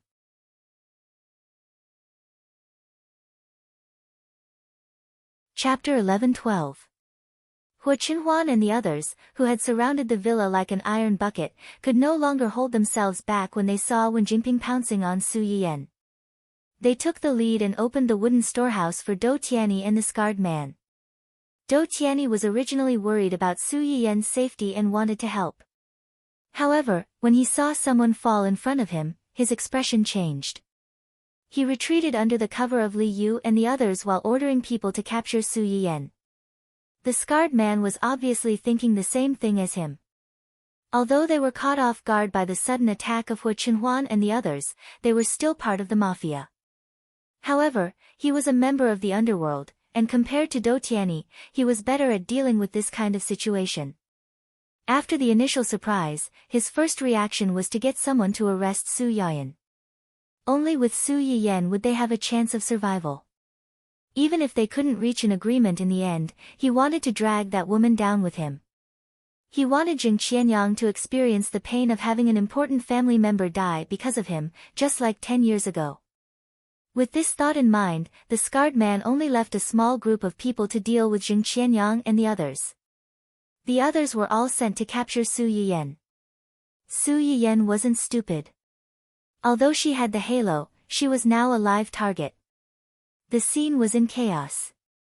It was fine if the bullets didn't hit her, but if everyone rushed towards her but no one could get close to her, anyone with a discerning eye would know that something was wrong. It was better to hide first. With her safety guaranteed, Su Yiyan looked at the chaotic hall and couldn't help but worry about Hua Qinhuan and the people who came to save her. The system seemed to have sensed Su Yiyan's emotions and suddenly gave her a reminder. The host and partner are in a cooperative relationship. The host and partner can use the products in the system store. Su Yiyan's eyes lit up. Really? Really? Su Yiyan was a little suspicious. Are you that good? The system was silenced for a few seconds by Su Yiyan's direct questioning before it spoke again. As long as the host pays the appropriate amount of favorable impression points, the host will be able to exchange items for partners. It's affordable. Are you sure you don't want to buy a set for your partner? Su Yiyan, 001. Are you really 001? Are you really my system? Could it be that it failed to swallow the person and got swallowed instead, becoming someone else's fake product? Her system was clearly not such a money grubber before. The system was confused by its host's 3 consecutive questions, and only after a long while did it reply coldly. Host, please do not casually question the authenticity of the system. The opening of the system store is due to the upgrade of the system after the integration with the world's female protagonist system. Su Yiyan breathed a sigh of relief. That's right. This serious tone is the system I'm familiar with. The system was speechless. Sigh, I'm so angry. Open, open, open, open everything that can be opened for him. As Su Yiyan spoke, she seemed to have thought of something. She frowned and asked, can it only be used on Qinhuan alone, or can it be used on others as well? The items in the system store can only be used on the host and the host's partner for the time being. Su Yiyan heard this and sighed. Sure enough, she could not be too greedy. She was already lucky to be able to guarantee Hua Qinhuan's safety. She hoped that the others would be fine as well. Reality proved that the cheat that the system gave to Su Yiyan at the last minute was very useful. When chaos broke out in the hall, Hua Qinhuan took the lead and blended into the chaotic crowd through a small shortcut almost without thinking.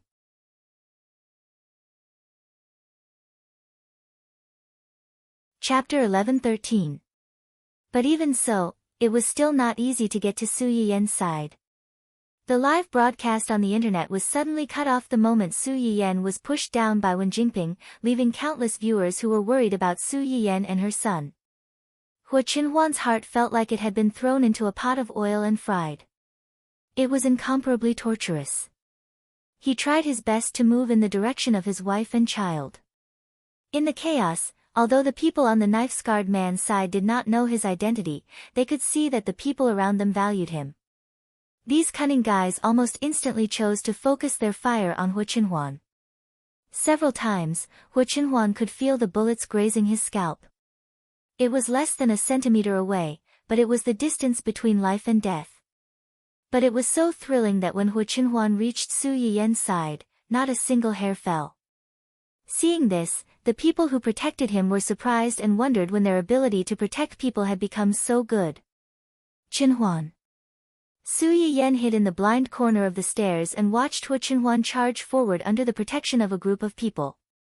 Even though she knew that the other party had the halo of the system and would not be hurt, she was still frightened. Several times, she subconsciously wanted to hold the child and rush over to join him. Fortunately, she was still rational. She knew that she could not help at all and would only cause trouble, so she barely controlled herself. Now that she saw that the people had finally come in front of her, Su Yiyan finally stopped restraining herself. If it were not for the child in her arms, she would have plunged into Hu Qinhuan's arms. It was not convenient for Su Yiyan to reach out and hug someone, but Hu Qinhuan did not have this concern. Without thinking, he reached out and took his wife and child, who had been lost and recovered, into his arms. Sorry, I'm late. Su Yiyan was held in his arms. She only felt that the chest of the person in front of her was like an iron wall that firmly surrounded her. As long as he was there, no one in this world could hurt her. No, you're not late. The child and I are fine. We're fine. Only then did Hu Qinhuan remember the child in Su Yiyan's arms. She lowered her head and saw that her little child's face was red from crying. His eyes were also red from crying. He looked extremely pitiful.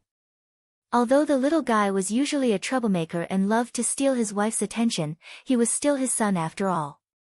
Seeing him like this, Hu Qinhuan could not help but feel a little distressed. That woman suddenly rushed over. Did she hurt you and the baby? Su Yiyan was startled. Only then did she remember that Wen Jingping had fallen down the stairs. She didn't know how she was doing. Su Yiyan turned to look at the place where Wen Jingping had fallen, only to find that it had been occupied by another group of people. As for Wen Jingping, she was nowhere to be found.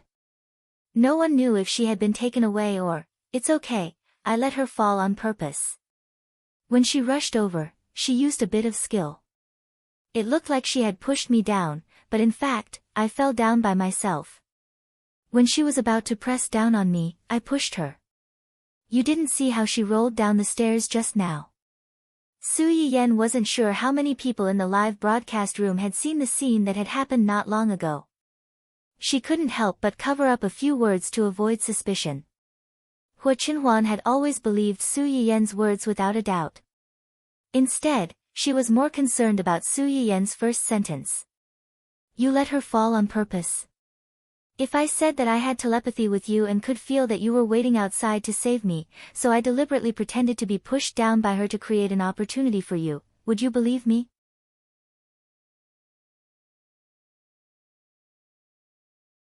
Chapter 11:14. Hu Qinhuan's eyes flickered.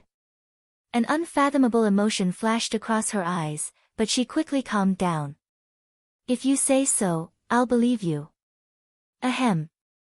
Su Yiyan was just about to let out a sigh of relief when they heard a soft cough beside them. The two of them instinctively turned around to look at the source of the sound.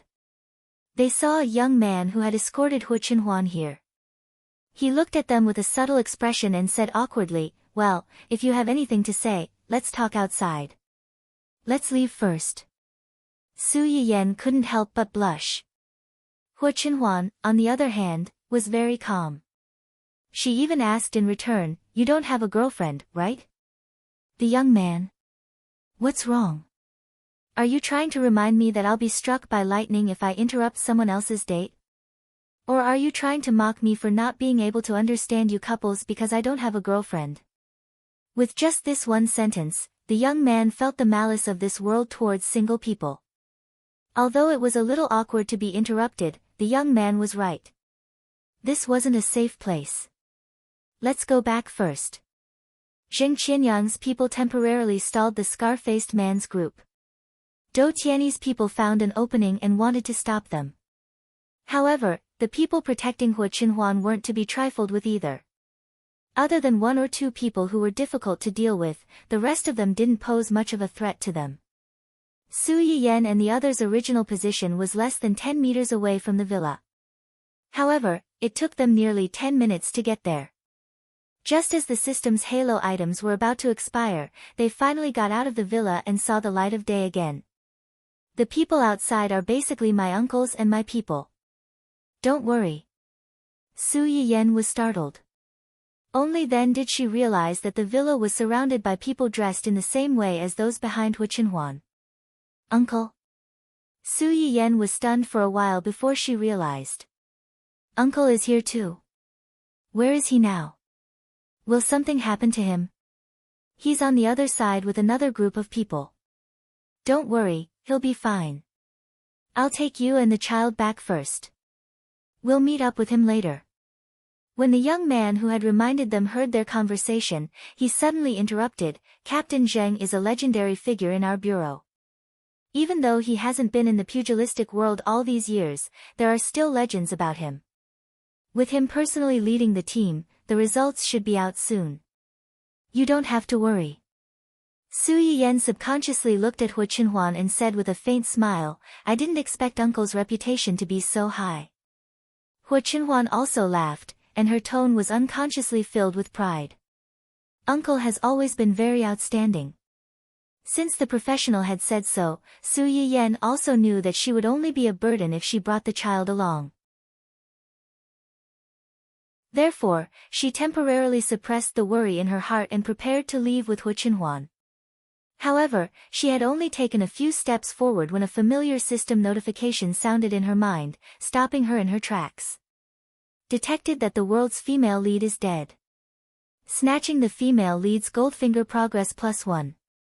Current progress is 100%.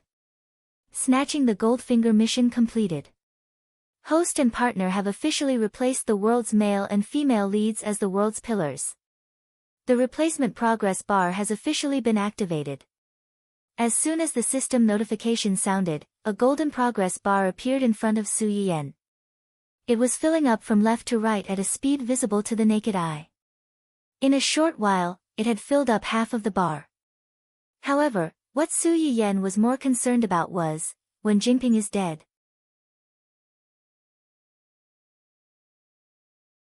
Chapter 11:15. Yes. According to the data, just a minute ago, the original female lead's vital signs have completely disappeared. A thorn in Su Yiyan's heart was suddenly pulled out just like that. Su Yiyan felt that it was a little unreal. She's dead? How did she die? Could it be that during the chaos just now, she was accidentally hit by a stray bullet? No, from the data feedback, when Jingping was killed in a dispute with Dou Tianyi. Su Yiyan was even more surprised, she was killed by Dou Tianyi. It turned out that when Su Yiyan and the others left the villa, Dou Tianyi had also escaped to the villa's backyard under the cover of his subordinates. The group of people he sent to find Su Yiyan naturally did not have a good time with Su Yiyan. Seeing the person their employer wanted was rescued just like that, they did not know what to do. Coincidentally, at this moment, when Jingping, who was fleeing in a panic, entered their sight. One of the bodyguards had a bright idea and brought Wen Jingping to Dou Tianyi. Dou Tianyi's body was already at the end of its flight. Seeing that the group did not bring Su Yiyan back, his pale face instantly sank. Even when he saw Wen Jingping later on, his face did not improve, but it was better than nothing. Before they caught Su Yiyan, the defective product in front of them could still be used. Dou Tianyi took a deep breath and felt that his chest was blocked, making it difficult to breathe. He hurriedly waved at Wen Jingping. You, come here. Wen Jingping had lost her cheat, the system, and returned to her previous timid state. Hearing Dou Tianyi calling her over, she was so scared that she trembled. After hesitating for a while, she braced herself and walked over under his unhappy gaze. Didn't you say that you have a way to alleviate my condition? I don't feel too good right now. Help me massage it again. Wen Jingping's lips trembled, but she couldn't say anything. The reason why she was able to help Dou Tianyi get out of the hospital temporarily was because she had used a lot of points to exchange for items from the system. Then, under the pretense of massaging Do Tianyi, the system used the items on him. Now that the system was gone, where was she going to find the tools to help him alleviate his illness? Do Tianyi's face was as pale as paper, but his eyes were still sharp. Is there a problem? No, no problem. Wen Jingping did not dare to disagree with Do Tianyi. She could only tremble as she walked behind him and massaged his shoulders and neck. In her mind, she was secretly thinking about how to escape. At this moment of life and death, Wen Jingping's brain, which was not very good at thinking, suddenly became alert. With Do Tianyi's cunning and quick-witted mind, Wen Jingping did not think that she could hide it from him for long. Now that things had turned out like this, he definitely could not stay in the country any longer. Su Yiyan was not caught. Most likely, Do Tianyi would settle for the next best thing and take her abroad. If the system was still around, Wen Jingping could not ask for more. But now that the system was gone, what would Do Tianyi do to her when he knew that she was completely useless? At that time, she would have no one to rely on. She would drift abroad alone, and no one would know if she died. There would not even be anyone to collect her body. No, she could not just sit there and wait for death. Enough. Wen Jingping was so scared by her own thoughts that her face turned pale. When she suddenly heard Do Tianyi's angry shout, her heart almost stopped beating. She subconsciously took a step back. What's wrong? Did I hurt you? I'm sorry. I was scared and didn't control my strength.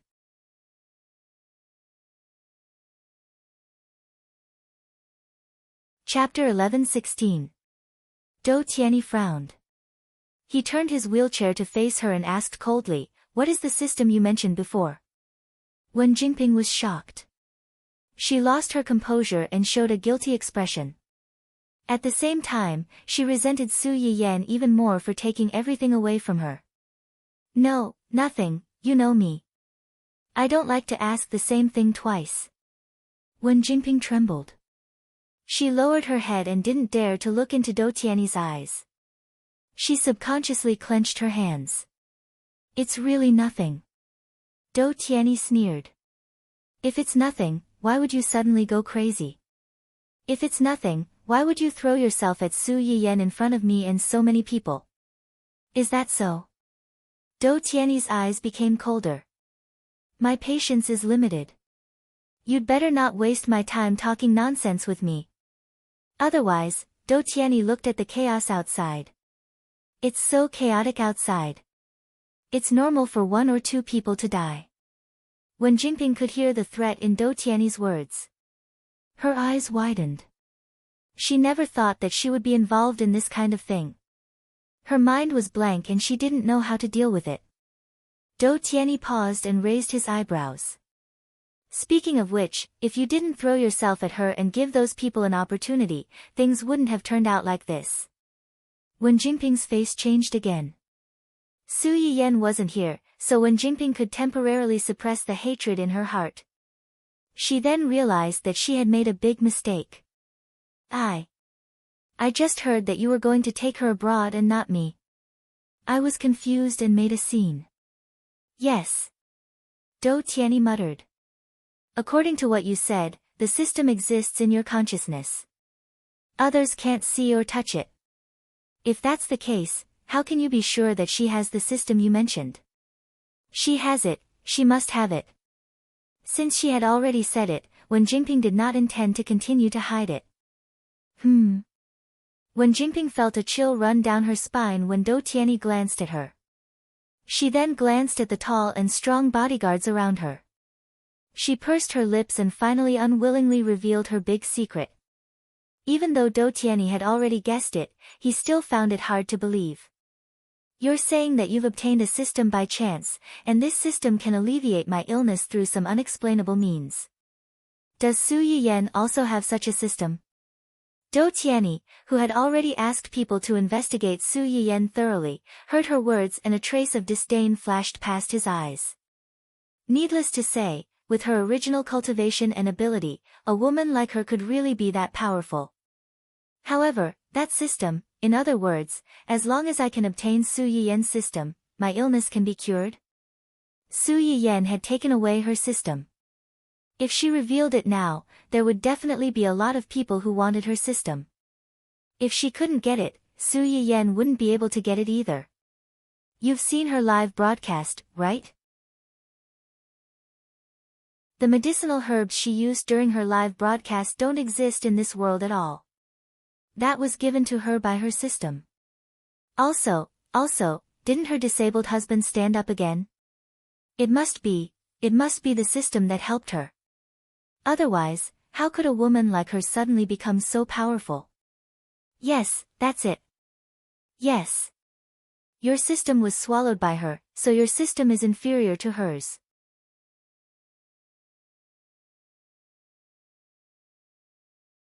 Chapter 11:17.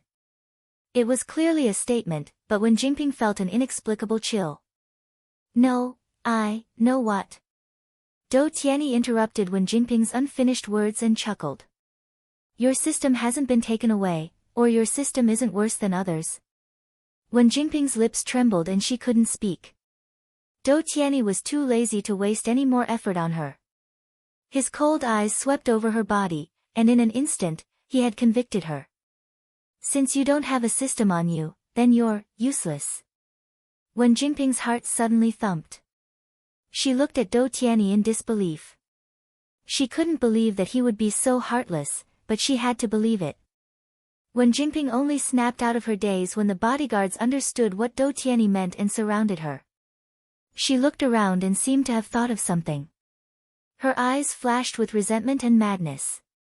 She rushed to Dou Tianyi's side before the bodyguards rushed over and used all her strength to push the handle of Dou Tianyi's wheelchair. Dou Tianyi didn't expect Wen Jingping to do this. Or it could be said that he didn't take Wen Jingping seriously from the beginning.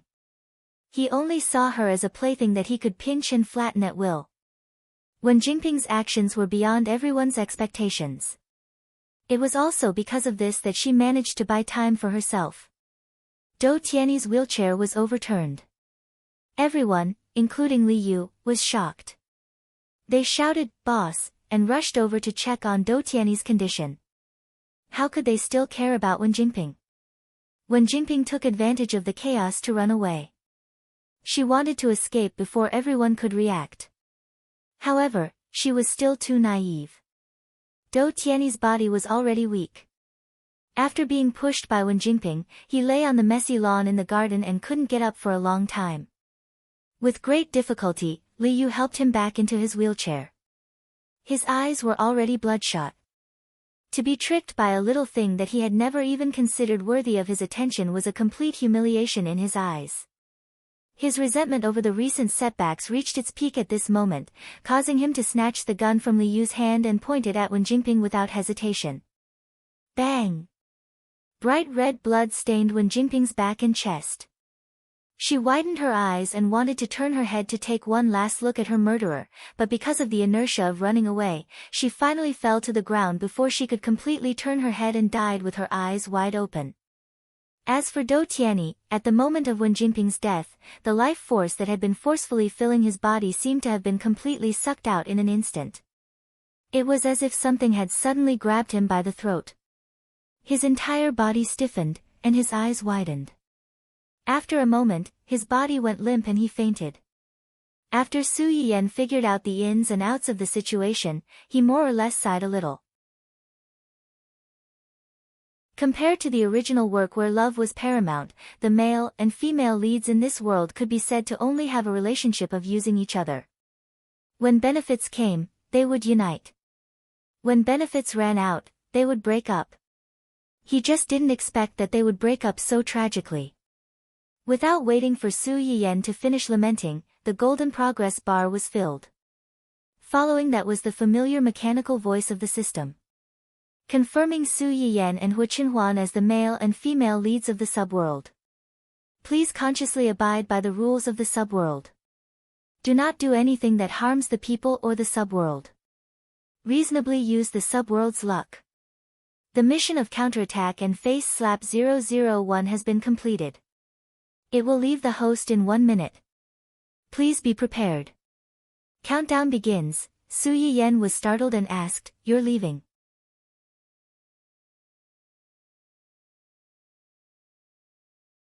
Chapter 11:18. Yes, the system's mission has been completed. The store has been fully opened to the host. You can no longer stay in this world. Su Yiyan was silent for a while. Although she knew that there was something in her mind at the beginning, she always felt an inexplicable sense of fear and doubt. However, during this period of time, the system had indeed helped her a lot. People's hearts were made of flesh. After this period of interaction, she actually had already regarded the system as a friend. And now, this friend was leaving. It was possible that they would never meet again in this lifetime. As if it had sensed Su Yiyan's emotions, the system suddenly opened its mouth and asked, "Host, these remaining points, can you give them to me?" Points? Su Yiyan was a little puzzled, but did not think much of it. Anyway, the system was leaving. There was no use for her to keep these points. Sure. Then, goodbye. When the last mechanical voice fell, no one noticed that an invisible light had split into two beams and landed on Su Yiyan and Hu Qinhuan respectively. It flashed, then returned to silence. Goodbye. Su Yiyan whispered in her heart. She felt lost. What's wrong? Hu Qinhuan saw that Su Yiyan had suddenly stopped. Her face also showed some disappointment as she asked with concern. Su Yiyan seemed to wake up from a dream. She forced a smile and shook her head. Carrying the child, she walked towards the car. At this moment, a few people suddenly cried out in alarm not far away. Be careful. Su Yiyan was shocked. She instinctively turned her head and saw that the scarred man she had met before had escaped from the main group. He was standing in the corner of the courtyard in a secluded area. He raised his finger and pointed at Hu Qinhuan's position. It looked like he was about to pull the trigger. No. Su Yiyan screamed, but it was too late to stop him. The heart-stopping sound of a gunshot rang out. What everyone expected did not happen. The knife-scarred man stared blankly at the wound on his chest where blood kept gushing out. The pride and viciousness on his face had completely turned into astonishment. He blankly turned his head to look, and then his body swayed and fell heavily to the ground. Behind him, Zheng Qianyang watched this scene with a cold expression. He slowly put away the thing that was still warm in his hand. Su Yiyan was shocked and glad at the same time. Holding the child, her legs went soft and she sat on the ground. Not long after, a shadow covered her and pulled her into his arms. He comforted her softly, "Don't be afraid, I'm fine." In a split second, all the things he had experienced, all the fear, and all the grievances he had felt that day exploded. She grabbed Hu Qinhuan's hand tightly and couldn't help but cry. She didn't cry when she was hit by a car, hit by another car, or threatened by bullets with her child. She didn't cry when she was brought to this secluded place and had to face not only the suspicious and cunning Dou Tianyi, but also those vicious outlaws. When she couldn't even guarantee her own safety, she didn't cry. But all this patience finally fell apart when she saw the man pointing the gun at Hu Qinhuan. She could no longer pretend to be strong. It turned out that she was also afraid. She was afraid of death, but she was even more afraid of the death of the people she cared about. When Su Yiyan cried, the child in her arms also cried. Hu Qinhuan looked at the adult and the child crying. He didn't say anything. He just hugged her tighter. How could he not know about Su Yiyan's fear and lingering fear? Over the past day, his uneasiness and panic were no less than theirs. Fortunately, everything was over now.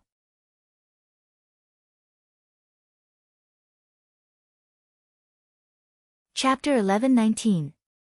When Su Yiyan woke up again, it was already noon the next day. Too many things had happened the day before.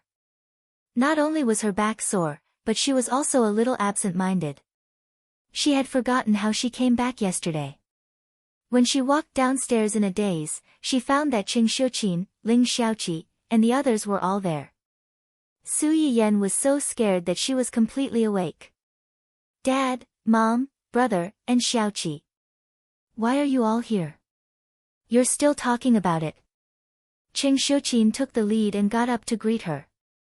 She grabbed her hand and said, "You actually hid such a big thing from me. If I didn't happen to see the live broadcast online yesterday." Qing Shuqin still had some lingering fear when she said this.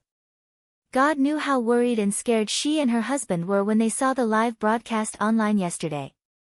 Fortunately, the children were fine. Otherwise, she wouldn't know what to do. Su Yuxuan, who wanted to hide this matter, and Hu Qinhuan looked at each other. They both felt a little guilty. They touched their noses and didn't dare to talk. Especially Su Yuxuan. When Su Yiyen came back yesterday, she was already tired and fell asleep. Hu Qinhuan carried her in. At that time, Su Yiyen's parents, who had received the news early and ran to the family Hu to wait, thought that something had happened to her when they saw her being carried in. Their legs went soft, and they almost fainted. Fortunately, although Hu Qinhuan was surprised to see them, she quickly explained that the adults and children were fine. They were just frightened and fell asleep because they were too tired. The two of them were pulled back from the edge of collapse. However, after experiencing such ups and downs, the two of them were unwilling to go home.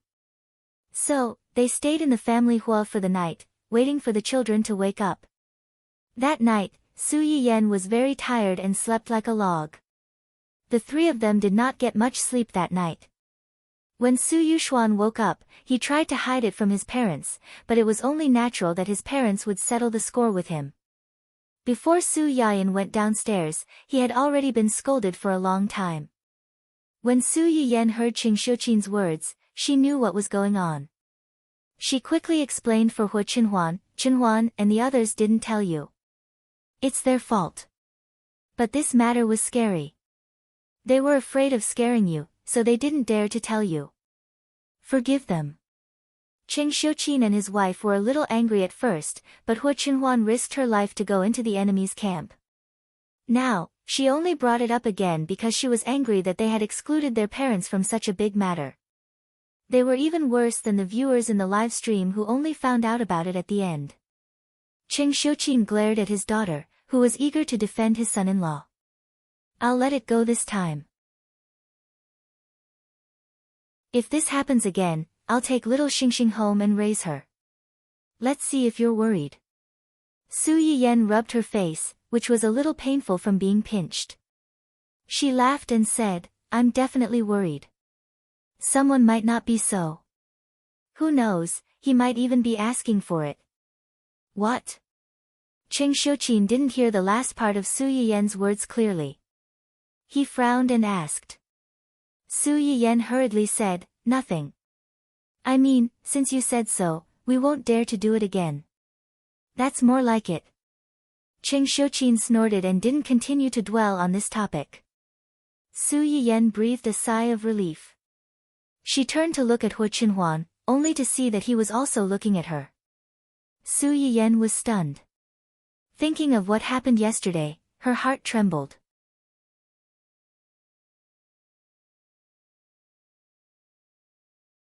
Chapter 11:20. The brief exchange of glances between the two did not attract the attention of the elders. When Mr. Su saw that his wife was done criticizing him, he also talked to Su Yiyen about another serious matter. "Since you're fine, let your uncle and grandfather know later. Don't let them worry too much. Grandfather and uncle know about it too. This matter has caused a lot of commotion. How could they not know? I reckon that they won't be able to sit still for the next 2 days and will come to see you and the child." Su Yuxuan seemed to have thought of something as he spoke. He coughed lightly and said, "And those fans of yours online, it's best if you tell them that you're safe. Yesterday, your live broadcast was suddenly interrupted, and the police couldn't immediately give an explanation. Your fans are about to turn the sky upside down." The live broadcast was suddenly interrupted. When Su Yiyen heard Su Yuxuan's words, she was stunned. Yesterday's live broadcast was interrupted. When did it stop? When that woman suddenly went crazy and ran over to pounce on you and the child. Su Yiyan did not expect the live broadcast to be interrupted so early. However, her original intention of starting the live broadcast was to expose the true colors of Dou Tianyi and the others. At the same time, she also wanted to let Hu Qinhuan and the others confirm her situation and location. The live broadcast was interrupted at that time, so it did not have much of an impact. However, for the audience who watched the entire live broadcast at that time, the live broadcast being interrupted at that time was like watching a drama at the climax and suddenly saying, "Please listen to the next episode." They were probably angry and worried. But then again, she was able to get out of trouble this time thanks to the favorable impression points provided by the audience. Even without Su Yuxuan's reminder, she was prepared to do something to repay these lifesavers. I know. Later, after I say goodbye to uncle and grandfather, I will let them know that I'm safe. Su Yiyan said this and suddenly turned to look at Hu Qinhuan. Where's uncle? Why don't I see him? He went to deal with the aftermath. Hu Qinhuan paused. In the end, he still felt that Su Yiyan had the right to know about this. When Jingping is dead. The man who wanted to kill me is also dead. Those who were present at the time were either dead or injured. Dou Tianyi's condition worsened and he was sent to the emergency room. I don't think he'll be able to come out again. Su Yiyan had already guessed most of these things, so there was nothing surprising about it. What she was more concerned about now was, have you caught those people? Hu Qinhuan was stunned. She knew that Su Yiyan was not only talking about the people in the villa yesterday, but also the group of people that Jing Qianyang had been tracking. Yes, I've caught them all. This time, no one is left out. Only then did Su Yiyan breathe a sigh of relief, revealing a relieved smile. Their souls in heaven can rest in peace now. Uncle is also free. Hu Qinhuan lowered her head and held Su Yiyan's hand. She replied in a low voice, yes. After confirming the safety of Su Yiyan and the child, the two elders finally felt relieved. The sleepiness that had been suppressed for the whole night also surged up. They went back to rest first. After the few of them left, Su Yiyan first went to check on the child. After confirming that he was still sleeping soundly, she reported to the old man that he was safe. In fact, when Su Yiyan came back yesterday, Qin Shueru and the others already knew about the situation on their side from Qingxiuqin. However, they still felt uneasy when they did not see him. Now that they finally saw him alive in front of them, they finally felt relieved. They gave Su Yiyan a few simple instructions and told her that they would go and see him in 2 days before hanging up. After hanging up, Su Yiyan breathed a sigh of relief. After hesitating for a moment, she turned on the camera that had been installed for a long time.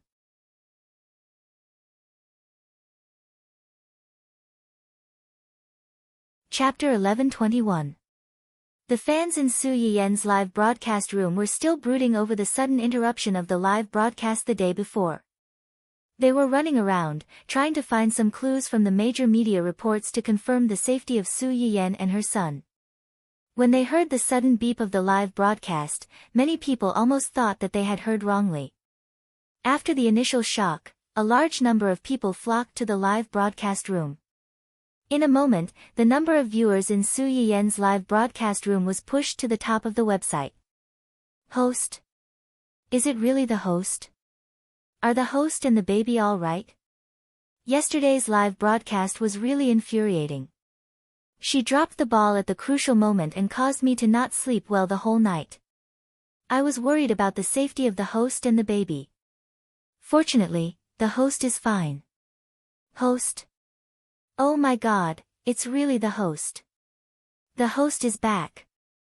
It's good that she's fine. It's good that she's fine. I was really scared to death yesterday. How can there be such a deranged person in this world?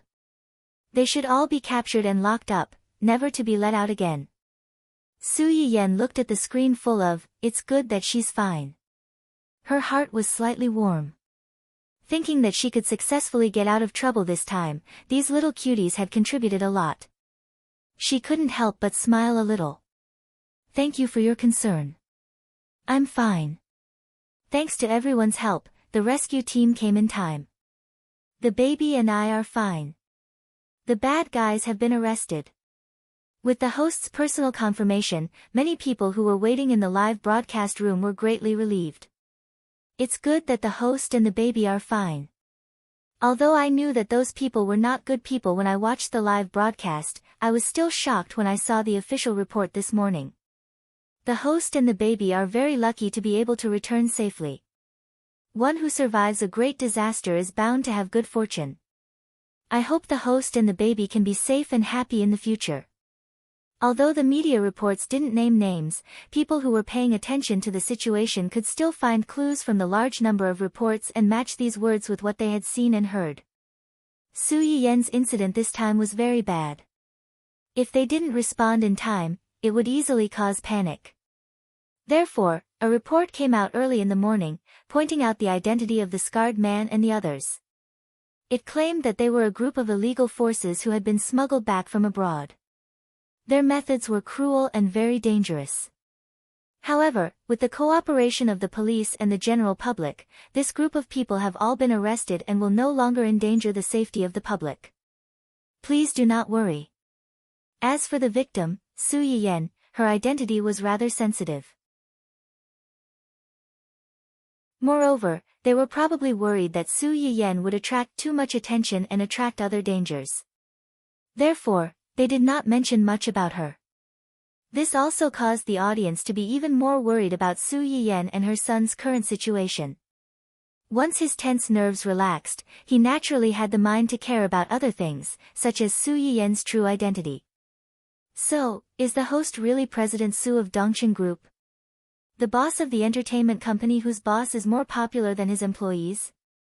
Pfft! Su Yiyen almost choked when she saw this message. The boss was hotter than the employees? Where did this rumor come from? If there isn't an agency named Dongqing, it should be. It's actually true.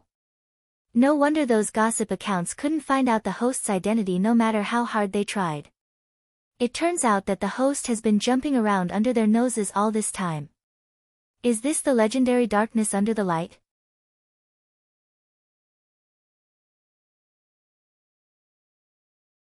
Chapter 11:22. Don't talk about them, we didn't recognize it either. Thinking about it carefully, I also ate the melon of the host tearing up the mistress before. At that time, I felt that the voice in the video was inexplicably familiar, as if I had heard it somewhere. It's a pity that I didn't have the desire to know the truth. Now that I think about it, I missed 100 million yuan. There were many people who had this idea. Su Yiyen had torn up the green tea with her own strength, defended her own artists and other high-profile deeds, which had indeed attracted many people to eat her melon. It was just that at that time, no one dared to associate Su Yiyen with the boss of a big company. A few people who had a big imagination did not dare to speak out at will. A small food area's internet celebrity and a big boss with a winner's script. Wasn't this a blatant scam? No, they couldn't let the host bear inexplicable charges because of their momentary slip of the tongue. This idea must be nipped in the cradle. However, these people would never have thought that because of their sensibility, they would miss the truth again and again. They really didn't know whether to cry or laugh. Of course, there were also people who realized that many of their favorite artists belonged to Su Yiyen's company. The chef is ecstatic. I suddenly found that my favorite host turned out to be the boss of my favorite brother. The dimensional wall is broken. My little sister is the same. The host has a good eye. The qualifications of the artists promoted in recent years are very good, and they don't make any trouble. I suddenly remembered that the host and my brother had a scandal before.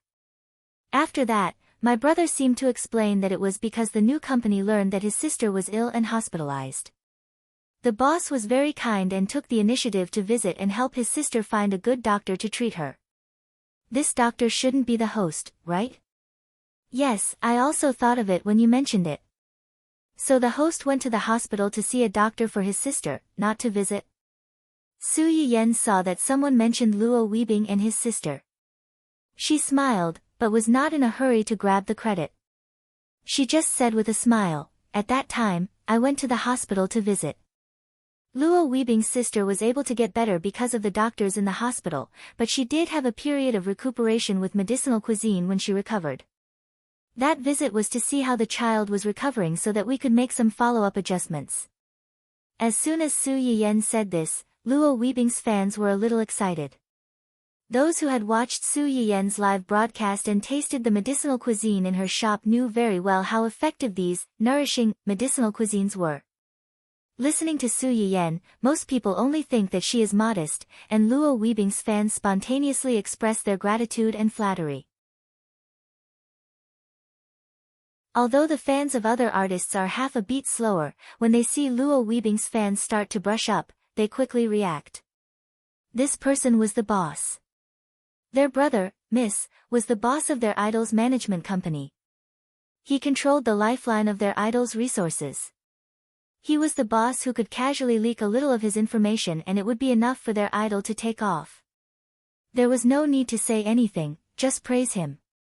Because of everyone's tacit understanding, the screen of the live broadcast room was instantly filled with all kinds of mushy flattery. Su Yiyan's eyes hurt when she saw it. At this moment, she suddenly saw a message from the corner of her eye. Her expression changed slightly, and her heart couldn't help but thump.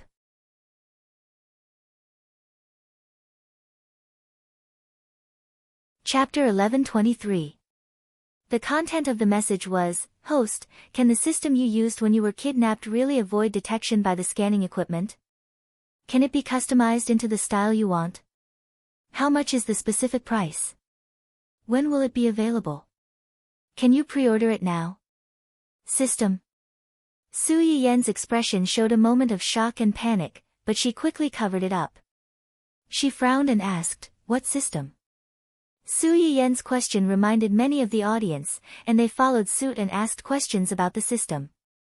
Su Yiyan extracted some key points from the rows of messages and found out that not long after the official announcement, Wu Qinhuan's company made an announcement. They announced that the system Su Yiyan mentioned in the live broadcast was an anti-detection system that their company was researching. This system could avoid detection by various electronic devices. Moreover, this system was small in size and had many variations. Its appearance was very confusing and difficult to detect. It could accurately locate the owner when the wearer was in danger, send a signal to the first contact in the director's contact book, and automatically turn on the audio and video recording function. Su Yiyan read the announcement and her feelings were very complicated.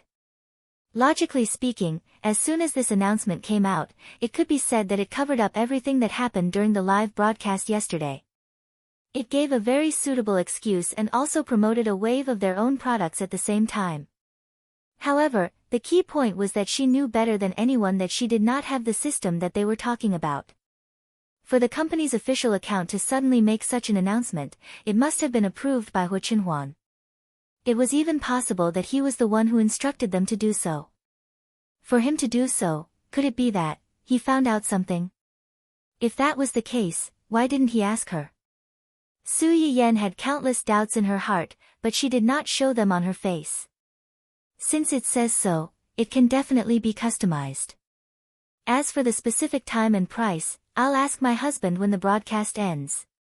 It's just that for a product like this, it will take a lot of time to customize it. Su Yiyan was not sure if Wu Qinhuan's company really had a system with similar functions, so she simply gave an ambiguous answer. The audience who inquired did not understand her dilemma. After getting confirmation, they were very excited and said that money was not a problem. As long as the product was good, it was nothing. Most of the people who inquired had some background and were not necessarily Su Yiyan's fans. They had only watched Su Yiyan's live broadcast yesterday and were purely interested in the system. What do rich people care about the most these days? Of course, it was fate. But because they were rich, there were many people who wanted them and their families' lives.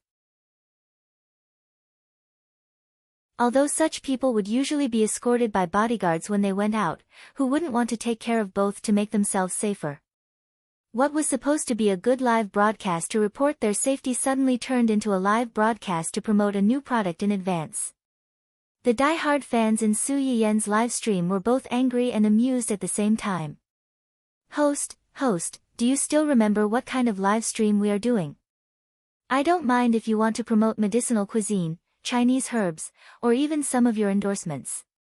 But can you not promote that stinky man's company's products in the live stream? Alright, I admit, I'm just jealous of that stinky man who can marry the streamer. Sour into lemon. JPG.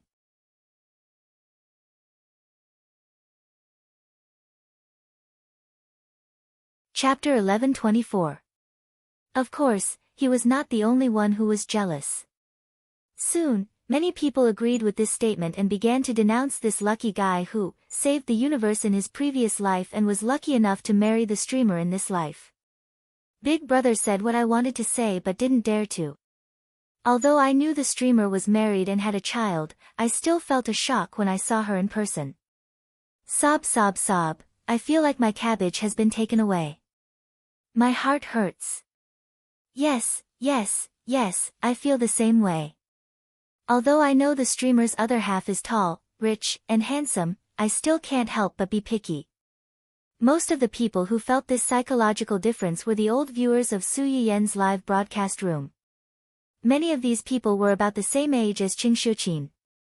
When they saw Su Yiyen, who was about the same age as their own child, it was inevitable that they liked other people's children more. They couldn't help but be a little picky when looking at her other half. Their child was so outstanding, how good must this person be to be worthy of her? Of course, not everyone thought this way. Early on, after Su Yiyen's identity was exposed, the situation of her and Hu Qinhuan's family was turned upside down. The final conclusion was that although the streamer's husband's relatives were a little weird, the relationship between the two was really sweet. Hey, babies, why are you being poisonous? Isn't it good to be a couple? Before, we didn't know the identity of the streamer's other half. Now that we know, I suggest everyone look at the account of the streamer's company's CEO. You can easily find a lot of candy. Although I can understand everyone's feelings, there's really nothing to be picky about the streamer's husband. Not only is he young and handsome, but he's also very rich and capable. The only two shortcomings seem to be that he only has a family of weird relatives, but it's said that they have already separated. They basically don't contact each other and don't even greet each other when they see each other. Also, it seems that he was paralyzed for a while because of a car accident, but he's been cured. I just went to search for his recent photos. Those long legs perfectly match my fantasy of a domineering CEO. That's right. The streamer's boyfriend, not only is he handsome and has a good figure, but he's also capable and has a good background. Many people had seen the drama of the Hu Corporation changing hands. At that time, many people said that it was a feud between two rich brothers over money and power. After digging up the wealth and background of the tycoon, I just wanted to say to hell with fighting over wealth and power. The moronic media was the cause of death. The host's husband might not even be interested in the Hu Corporation, okay? Yan, Si Yan, and Huan Yu are all golden chickens that can lay eggs.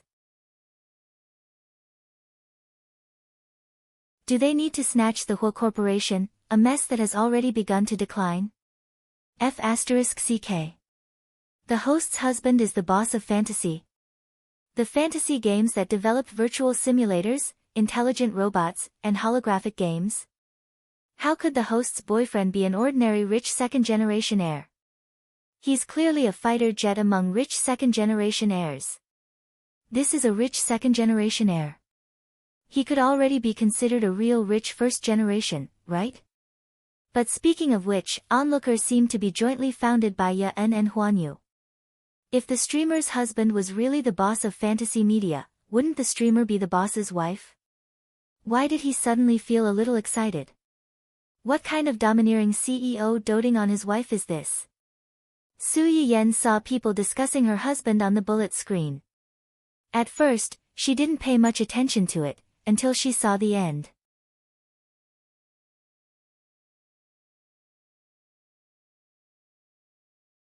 Chapter 1125. Melon Web was jointly founded by Yan and Huanyu. Weren't these two companies the ones that Gu Xiaoyang and Yu Zian were in charge of? So, the live stream website she was on was actually Hu Qinhuan's private property? Su Yiyan felt that the impact she had received from today's live stream was more than what she had suffered in the past 2 or 3 years since her rebirth. Thinking about it carefully, it seemed that a certain administrator in her live stream room had taken the initiative to come to her not long after she started her live stream. He had even reached the top in one fell swoop and became the only administrator in her live stream room at the fastest speed. Although becoming an administrator required her to be verified as the host of the live stream room, she also needed to accept the basic authentication of the website before she could lock in on the specific details. At that time, Hu Qinhuan had passed the verification so quickly. Su Yiyan had thought that the other party's generosity had captured the heart of the website's reviewer. Now, it seemed that it was not money at all. He had directly used his identity as a boss to open a green channel. While Su Yiyan was in a daze for a while, some of Su Yiyan's anti-fans, who had realized that Su Yiyan was the website's lady boss, began to revive from the ashes and became restless. I said that she must have a backer. Otherwise, how could she have promoted all kinds of homepage as soon as she started? She even made the live stream room into a one-man show and banned people's accounts at the slightest provocation. We can't afford to offend her. Upstairs, you are really bold. There are some things that you should know in your heart. Be careful not to be remembered by others.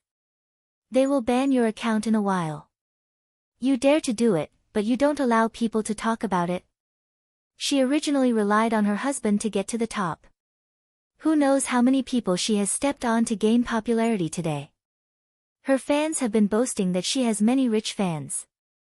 Now it seems that these accounts are all her company's own accounts. Money is going from her left pocket to her right pocket. She can even save on marketing. She can also trick some people who don't know the truth to follow the trend and reward her. These capitalists' faces are really too ugly. These people were just short of pointing at Su Yiyan's nose and scolding her for relying on her backer to get to the top and oppressing other live streams on the same platform. The jealousy in their sarcastic words could be seen at a glance. Su Yiyan's diehard fans could be said to be experienced in this aspect.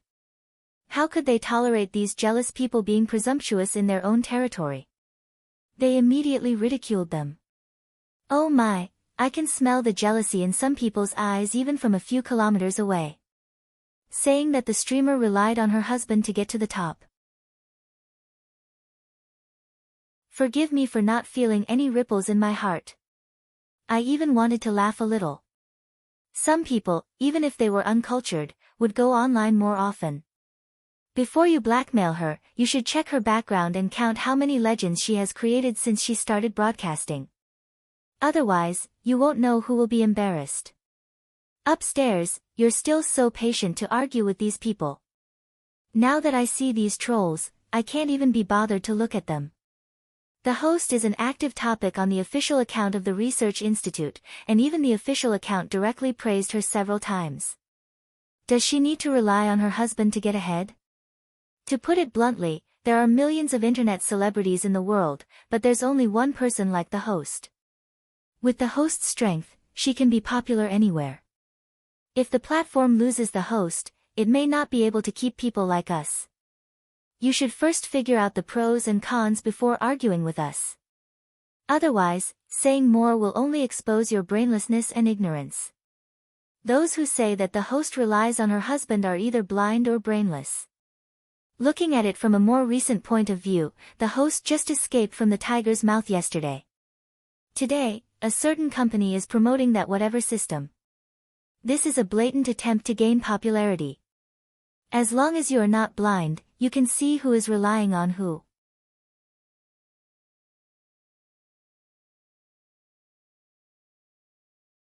Chapter 1126. TSK, this is a family matter. How can it be called taking advantage of others' popularity? Everyone, pay attention. Don't be influenced by the anti-fans and try to sow discord between the host and her husband. As fans, We should love the house and its crow. The host and her husband complement each other. They go hand in hand and help each other. They are a match made in heaven. It's useless for some people to be jealous. Hold it in or get lost. If you dare to say another word, you'll be burned. He watched as the people who had sneaked into the live stream gradually became mixed up with the honest folk, and it became a noisy mess. Su Yiyen didn't want to continue talking to everyone. She simply said a few words and was ready to go offline. Of course, before turning off the live stream, Su Yiyen confirmed the time and content of her next live stream with everyone. This greatly comforted the audience who were originally worried that she might not live stream in the future after this crisis. After turning off the live broadcast, Su Yiyen felt a little lost. Usually, at this time, the system would take the initiative to summarize with her how many favorability points she had gained after this live broadcast. Before Su Yiyen could recover and find Hu Qinhuan to settle the score, the child's miserable cries came from outside the door. Su Yiyen's face changed slightly. She hurriedly got up and rushed outside. As soon as she opened the door, she saw Hu Qinhuan, who was at a loss, and the little guy in his arms, whose face was red from crying. The baby cries as soon as he wakes up. No one can coax him. Su Yiyen knew that the little guy was probably still trapped in yesterday's thrilling experience. She was very distressed and hurriedly took the child from Hu Qinhuan's arms. She whispered, "Baby, be good. Mommy is here. It's okay. We're already home. The bad guys have been beaten away by Mommy and Daddy. The baby is safe. Don't be afraid." Perhaps it was because his mother was by his side that the baby finally felt safe. Perhaps it was because Su Yiyen's words had an effect. The little boy's cries gradually became softer. After about 2 minutes, he finally stopped crying. He leaned into Su Yiyen's embrace, his two chubby little hands clutching onto Su Yiyen's collar. He was afraid that his mother would disappear in the blink of an eye. Su Yiyen heaved a sigh of relief when he finally managed to coax the little guy. He raised his head and met Hu Qinhuan's eyes, which were too late to look away. The moment their gazes met, Su Yiyen could see from Hu Qinhuan's face that there was nothing more straightforward than guilt. Su Yiyen raised his eyebrows and said with a faint smile, "I just turned on the live broadcast to tell my fans that I'm safe." "Yeah. Then they told me something interesting." Hu Qinhuan's heart skipped a beat. She braced herself and asked, "What interesting thing?" "I heard that the website I'm streaming on is under your company." "Yes, but I don't remember seeing this website on the list of companies you gave me." Hu Qinhuan was silent for a moment. She hesitated for less than 3 seconds between telling the truth and brushing it off. She decisively chose the former. "Okay, I admit that this website is under my company's name. The person in charge is Xian. The reason why I didn't see this website on the list was because I asked someone to pick it out in advance." "You picked it out?" Su Yiyen pondered for a moment and nodded meaningfully.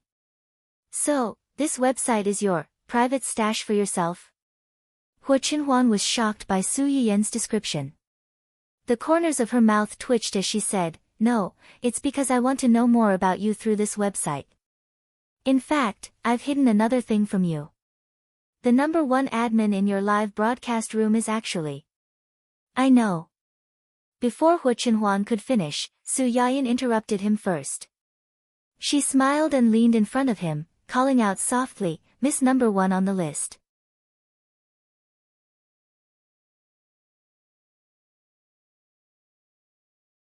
Chapter 11:27. Hu Qinhuan's entire body shook. He looked at Su Yiyen with shock and indescribable awkwardness. "You know? When did you find out?" "Oh, the first time you took the initiative to find me. That was a long time ago, but at that time, I didn't say who I was." Intuition. Su Yiyen didn't know why she was so sure that the person talking to her was Hu Qinhuan. She just felt that this person was very familiar to her, so familiar that she didn't need to distinguish to be sure of his identity. At that time, there weren't many people in my broadcast room. Although those people seemed to like me very much, I felt that you were different from me. But I always feel that you are different from them. No matter what disguise you wear, as long as you talk to me, I will definitely be able to recognize you. This is my secret skill. I don't need any reason. When Hu Qinhuan heard her say this, he felt both sweet and funny. You already know who I am, yet you keep calling me Big Sister. I saw that you enjoyed hearing me call you Big Sister, so I thought you liked me calling you that. I'm so considerate and spoil my fans, so I can satisfy my fans' little hobby. How could Hu Qinhuan not know that his wife was deliberately teasing him? After holding it in for a while, he could only helplessly sigh, you. Then he said, if you like this website, I'll have Xian transfer it to your name in a bit. Originally, he kept this website to protect his little disguise. Now that his disguise had been exposed, there was no point in keeping this website. Su Yiyan shook her head and said with a smile, I'm not so overbearing as to care about my husband's secret stash of money. You should keep this website. You're my VVVIP client, and I'm your website's #1 host. I'll be indebted to Big Boss for protecting me in the future. Hu Qinhuan saw that Su Yiyan really didn't want the website, so she didn't force her. She smiled faintly and said, okay, I'll cover you, and only you. The two adults sweetly displayed their love for each other. The little guy who was miserably neglected in Su Yiyan's embrace could not take it anymore. He slapped his father's chin with his little fist and called out to attract their attention. Su Yiyan lowered her head and kissed the little guy. Suddenly, she seemed to have thought of something and asked with concern, by the way, how is Xiaoyang? His injuries. He's fine. Did you stop the bleeding from his wounds? Yes. Time is limited, and Dou Tiany's men are watching from the side. I can only help him stop the bleeding and wait for help. The doctor who treated him said that you did a good job. If you didn't stop the bleeding, he might not have been able to wait until the ambulance arrived. When you were rescued, he was already awake. He blamed himself for not being able to protect you and the child.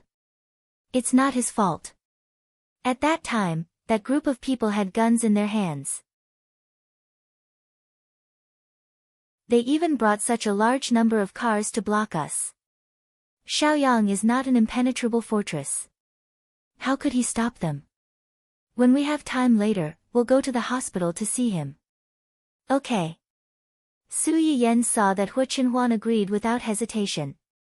She couldn't help but think of the announcement on the internet. She opened her mouth and wanted to say something, but stopped. Hu Qinhuan looked at her and couldn't help but wonder, what's wrong? Su Yiyan pursed her lips and said in a hoarse voice, I saw the announcement your company made. It's about the system.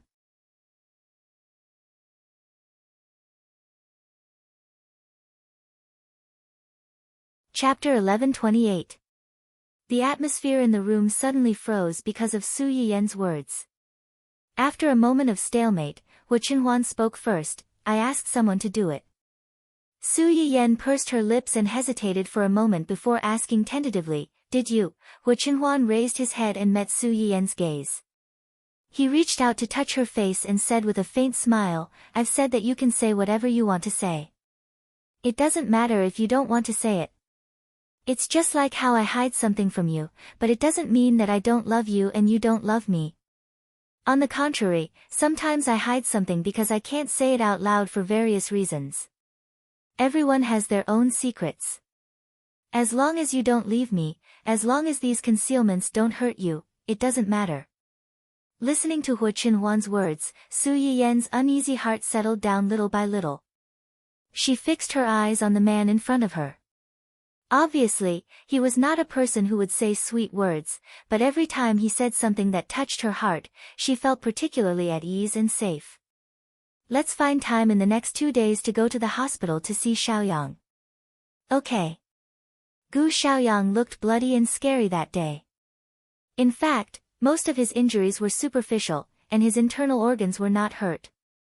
However, no matter how superficial the injuries were, excessive bleeding could endanger his life. For this reason, Su Yiyan specially made a lot of nourishing dishes such as pig's liver and pig's blood. She visited him in the hospital several times with Hu Qinhuan. During his hospitalization, she even asked the restaurant to send him food every day. This made Yu Zian and Zui Yanbai, who had sympathized with him and could only lie on the hospital bed for a while, envious and jealous. They wished they could pull him up and enjoy this blessing in disguise.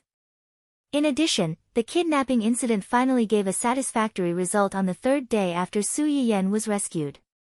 Of the two groups of people who kidnapped Su Yiyan and her son, the scarred man's group was obviously much more dangerous than Dou Tianyi's bodyguards. Unfortunately, the scarred man and the previous leader had already died in the chaos of the escape. The remaining people were all small fries, and it didn't take long for them to get a lot of information out of them. Zheng Qianyang and the others followed the clues and found the nests of many illegal organizations.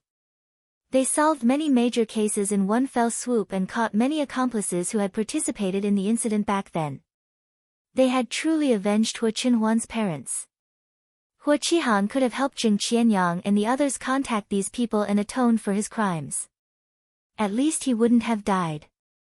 However, because he was too cowardly and wanted to escape at the last minute, even betraying Zheng Qianyang and the others at the critical moment, the scar-faced man and the others saw through him.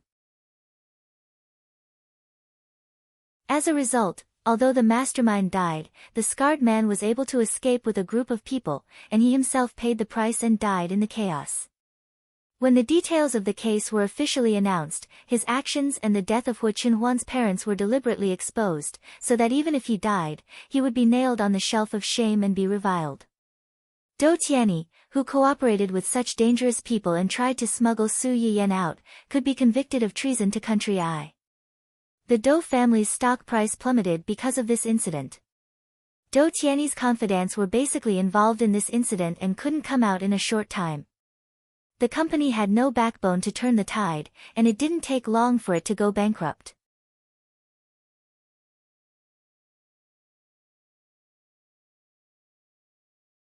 Chapter 1129. As for Dou Tianyi, the mastermind behind all of this, his body rapidly deteriorated after Wen Jingping's death. He stayed in the intensive care unit with a ventilator until New Year's Eve. In the end, he breathed his last with unwillingness and resentment, confirming that he would not live past 30 in the original work. Su Yiyan only found out about this from others a week after Dou Tianyi's death. Her heart did not fluctuate too much.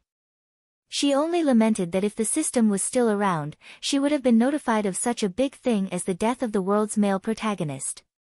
How could she have waited until now? After Su Yiyan's identity was exposed, it attracted a little trouble as she had previously feared. Some people with difficult and complicated diseases rushed to her to see a doctor. These people either claimed to be relatives or friends, using all kinds of methods to curry favor with Su Yiyan to treat them. Naturally, Su Yiyan would not agree. If there was a first, there would be a second. Once this started, more and more people would stick to her like leeches. She could not get rid of them. Unable to bear the harassment, Su Yiyan simply moved to the small villa left behind by Qinhuan's parents in Hu Qinhuan for a period of time to avoid the limelight. It was also at this time that the Research Institute and Yi Qiliang and a group of well-known pharmacologists rushed to express their gratitude for Su Yiyan's free donation. They also confirmed that the Chinese herbs did indeed have the effect of alleviating and even treating some diseases that were difficult to overcome at this stage. In the near future, these herbs would be used to treat diseases in the real world. The audience who watched Su Yiyan's live broadcast realized that Su Yiyan had said in the live broadcast that she had already handed over all the relevant materials to the Research Institute and relevant departments. They would be studied by more professional people, so that they could be used in the right fields at the right time. It turned out to be true. Because of this, Su Yiyan's reputation soared. Some people who originally had crooked thoughts did not dare to act rashly. They could only wait patiently for the arrival of that day. The matter with Dou Tianyi and the others came to an end. Su Yiyan and the others' lives finally returned to normal. However, when she occasionally went in and out of the kitchen, Su Yiyan's heart would still feel a little empty. She thought that she was not obvious, but she did not know that all of this fell into Hu Qinhuan's eyes. You don't seem to be in high spirits these days. Are you still upset about what happened before? Su Yiyan did not expect Hu Qinhuan to see through her. She was stunned for a moment before she said in a low voice, "It's not because of that, it's because I have a friend. I have a friend who has helped me a lot." A's a little sad. Friend, Su's, SSSSS, he's SSSSSSSS if he remembered, none of these people's SSSSSS. So, this friend. I's right. It. I's right, S is right, it. SSS. Days, SSS. I haven't seen Bao Bao play with it for the past 2 days. Yanbai Company's robot system is basically complete. They've brought Yuan back to upgrade it. They should be able to send it back today. Upgrade? Su Yiyan nodded, not fully understanding. She did not think much about it. She just thought that Yuan was brought back to upgrade its defense function. After all, Zui Yanbai and the others had originally designed this robot because of its safety performance.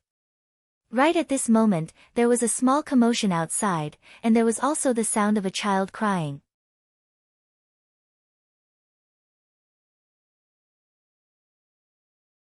Chapter 11:30. Both of them were stunned. They looked at each other and walked out together. As soon as they walked out of the door, they saw their little babies crawling around a familiar little robot with Dun Dun and Silly Boy. Their eyes were full of excitement and curiosity. Usually, at this time, Roly Yuan would take the initiative to pick up the children and lift them up high, but today, this little robot seemed to be particularly cold. Su Yiyan glanced suspiciously at this familiar yet strange lump of iron. Zui Yanbai happened to walk in from outside at this time. When he saw Su Yiyan and Silly Boy, his eyes flickered, revealing a faint sense of guilt. "Young master, young madam." Su Yiyan smiled at him. "Thank you for your hard work. Has Roly Yuan finished upgrading?" "Yes, it has. It's just that. Without waiting for Su Yiyan to ask more, Dun Dun had already habitually led his son to Roly Yuan's body, wanting to climb onto Roly Yuan's head as usual. Roly Yuan didn't stop it, but it also didn't help the 2 little fat dogs to lift them up as usual. When Dun Dun finally climbed onto Roly's shoulder with great effort, Roly Poly finally turned its round little head and stared at Dun Dun with its hollow black glass eyes for a while. Then, it coldly said in a mechanical voice, "Silly dog." Dun Dun, who was suddenly attacked by its little friend's language, was speechless. Su Yiyan was speechless. Although Hu Qinhuan didn't have much contact with this little robot, Su Yiyan liked the children, so he usually paid more attention to it. At this time, he finally realized that something was wrong and looked at Zui Yanbai inquiringly. Zui Yanbai touched his nose awkwardly and laughed. "Well, I don't know what's going on. After the upgrade, the robot seemed to have changed.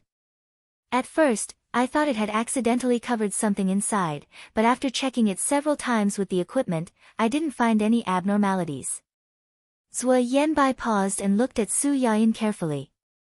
"I brought it here today because I want to ask young madam if you want to find another problem with it to see if it can be corrected, or get another robot here." Hu Qinhuan did not say anything and left the choice to Su Yiyan. When Su Yiyan heard Zui Yanbai's words, his heart couldn't help but skip a beat. He thought of the familiar phrase, "stupid dog," and a crazy idea suddenly came to his mind. She walked step by step to the front of the little robot, leaned over and looked directly into its eyes. She asked tentatively, "System?" "Humph. Who else could it be other than it?" There was a hint of pride in its tone. Su Yiyan's eyes lit up. She was both excited and confused. "It's really you. How did you?" "Yan." Before Su Yiyan could finish, Hu Qinhuan interrupted her. Su Yiyan then remembered that there were still people around.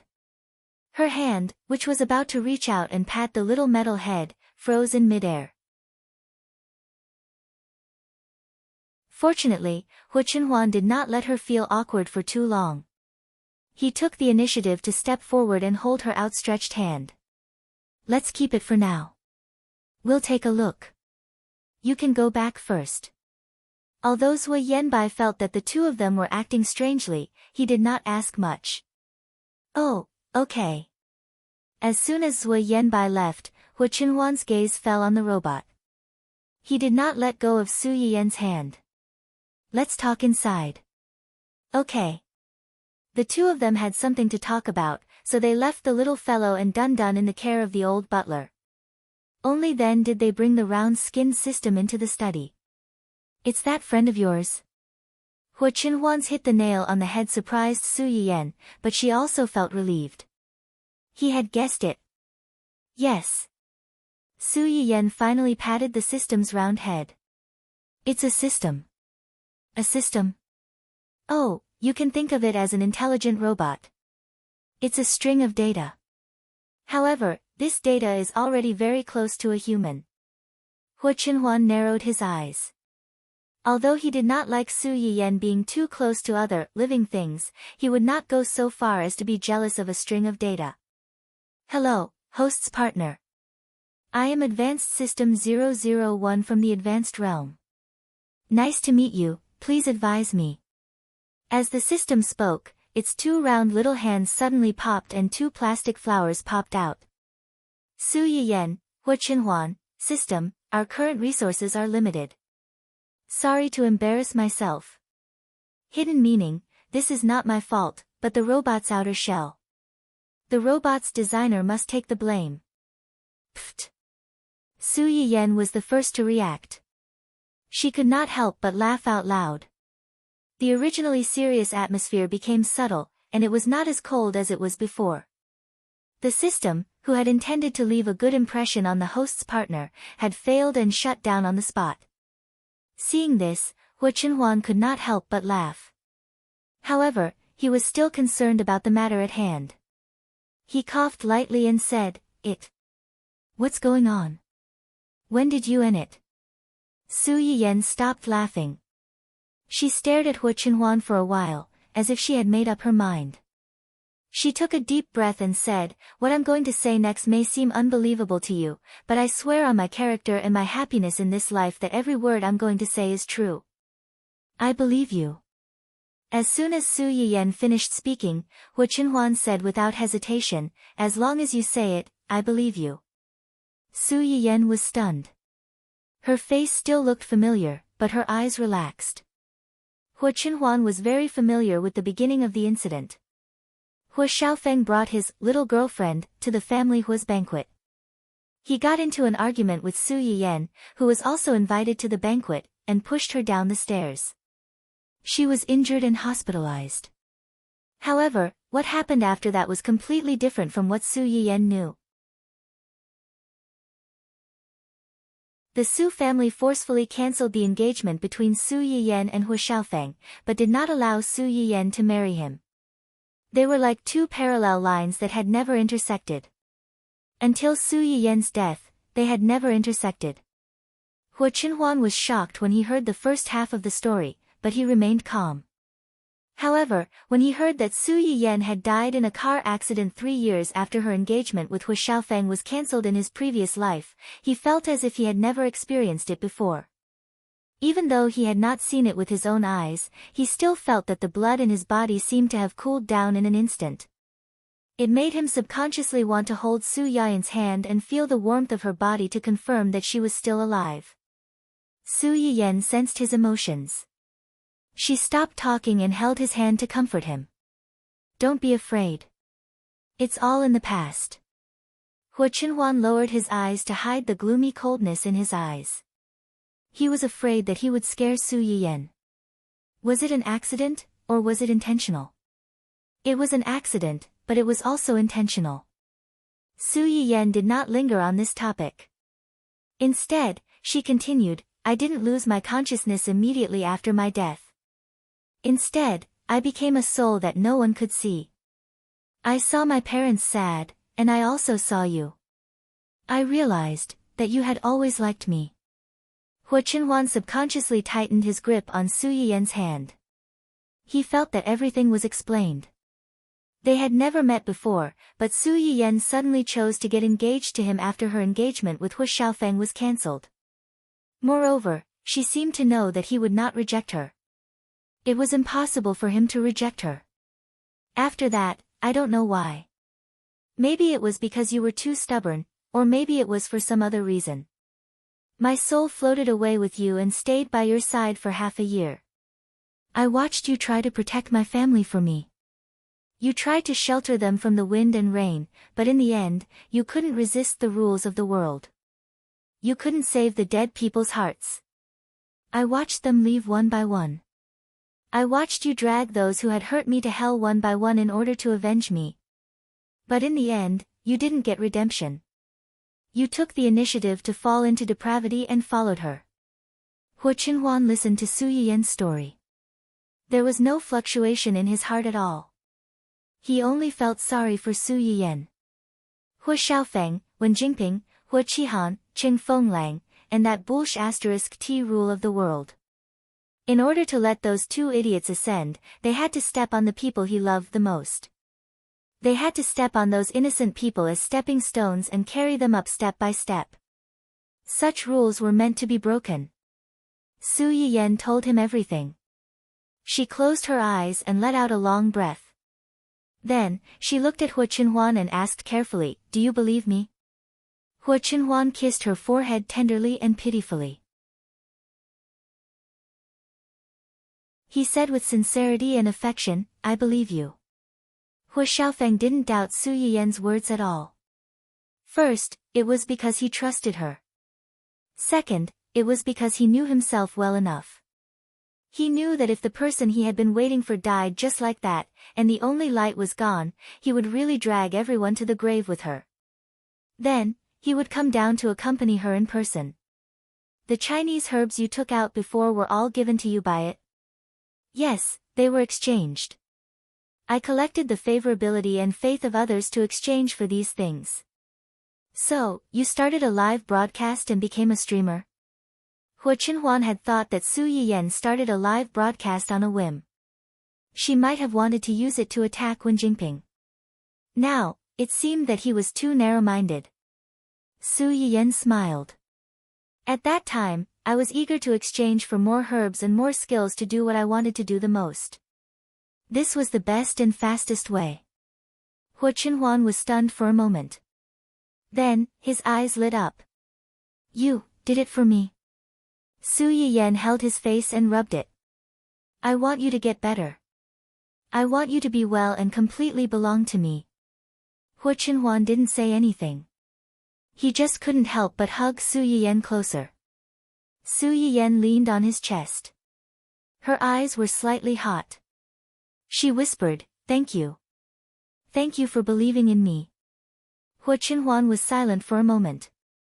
Then, he suddenly said in a hoarse voice, "I once had a dream." "What dream?" "I dreamed that you were covered in blood. You were lying there lifelessly with your eyes closed. You were cold all over. I wanted to save you, but I couldn't touch you at all. I could imagine that kind of despair." He could understand it. Su Yiyan's arms around Hu Qinhuan paused for a moment. Then, she gradually tightened her arms. "You gave me a new life." She also gave many people in this world a chance to change their fate. The two of them hugged in silence for a while. Hu Qinhuan gradually calmed down. On one hand, he was glad that fate had given him and Su Yiyan a chance to start over. On the other hand, he felt a little uncomfortable. "Did you like Hu Xiaofeng in your previous life?" Su Yiyan widened her eyes. She didn't expect Hu Qinhuan to ask this question after he recovered. She glared at him, annoyed and amused. "I can't say that I liked him. I just didn't hate him." Although she had been engaged to Hu Xiaofeng for a while, the number of times they had interacted with each other was very limited.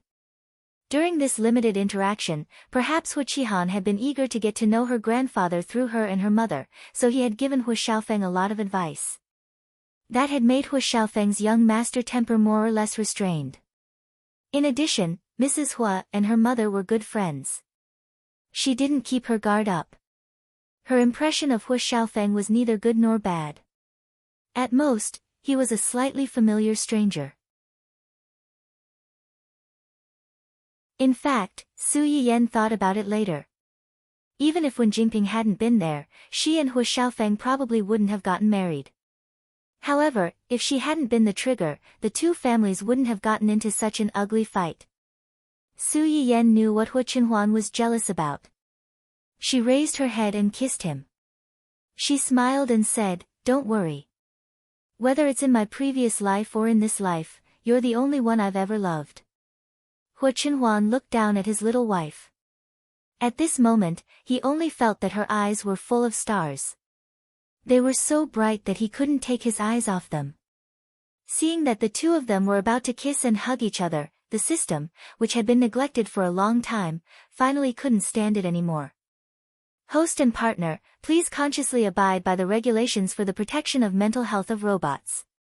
Do not perform any restricted scenes in front of the system. Do not perform any restricted scenes in front of the system. Ahem. In the end, Su Yiyan wasn't as thick-skinned as Hu Qinhuan. When she heard this familiar warning, she remembered that there was still an artificial camera in the room. She hurriedly withdrew from Hu Qinhuan's embrace. Her face was slightly red, and she didn't dare to meet the system's dark glass eyes. Hu Qinhuan smiled faintly and went forward to pat the system's round head. He said sincerely, "Thank you for taking care of Yan Yan during this period of time. Thank you for your help." "You're welcome. This is what the system should do." Su Yiyan stood at the side for a while. When the heat on her face subsided, she went forward and asked, "Didn't you leave after the mission was completed that day? Why did you suddenly come back? And you even ran into Yuan Yuan's body? Don't tell me you got addicted to swallowing systems and swallowed Yuan Yuan's data as well. You're like a turtle dove taking over a magpie's nest, right?" When the system heard her say this, it was furious.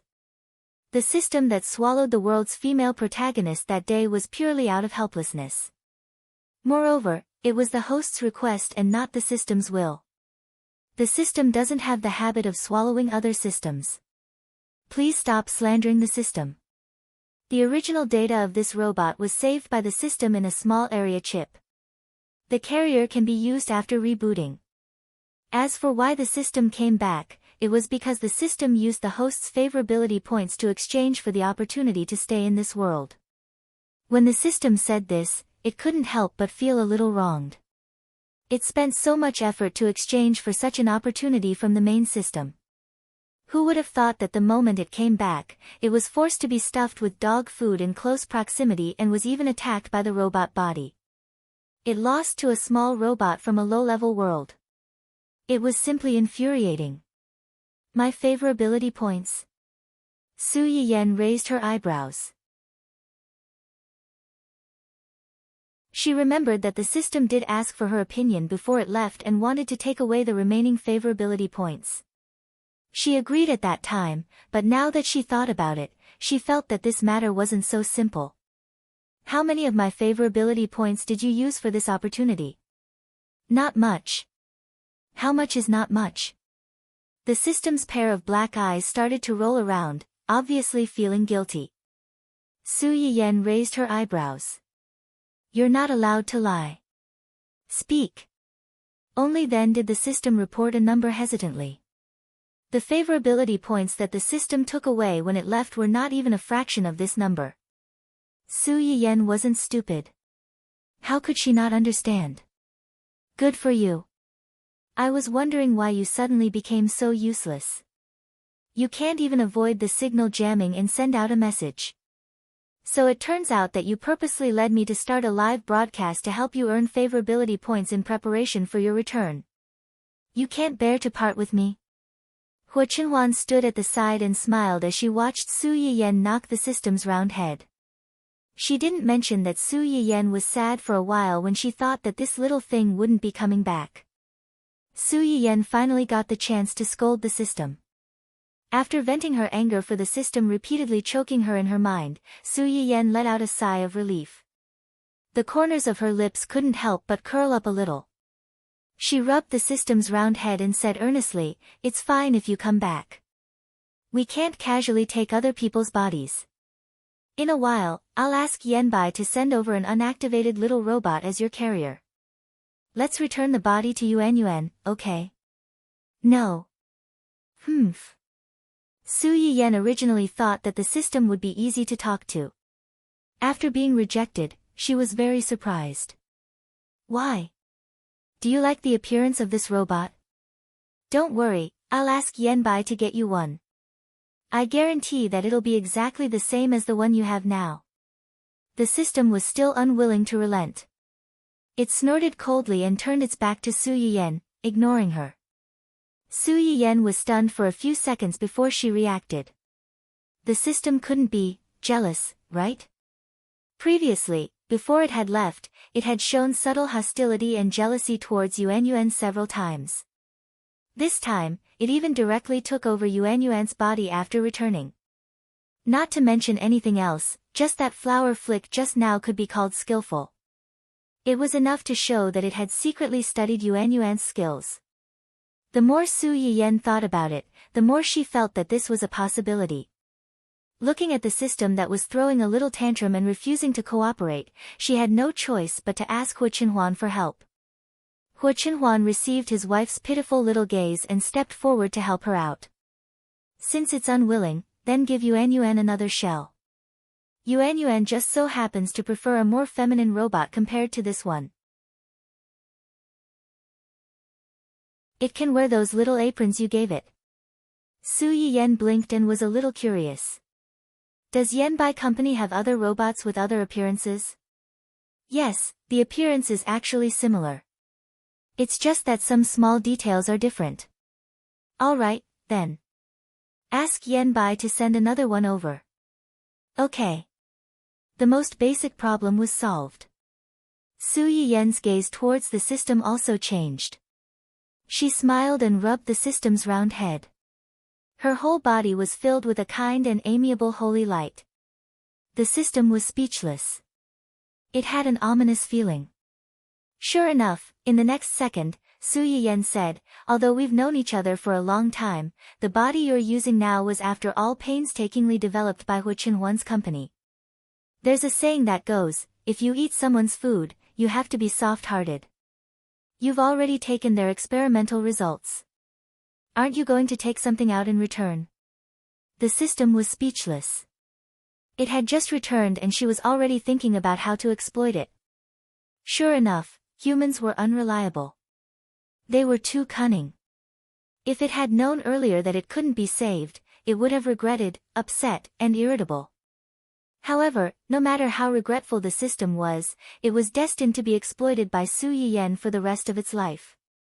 It couldn't escape. Zhuo Yenbai had just returned to the company when he received a message from Hu Qinhuan asking him to send another, female, robot that didn't have a central chip installed. Although Zhuo Yenbai was puzzled, he didn't ask much. He personally went to the workshop to pick a robot that was about the same size as Roly-Poly, but with more colorful paint. It looked more like a girl and sent it to the family Hua. The old butler and the others didn't have much of a reaction to the new robot in the house.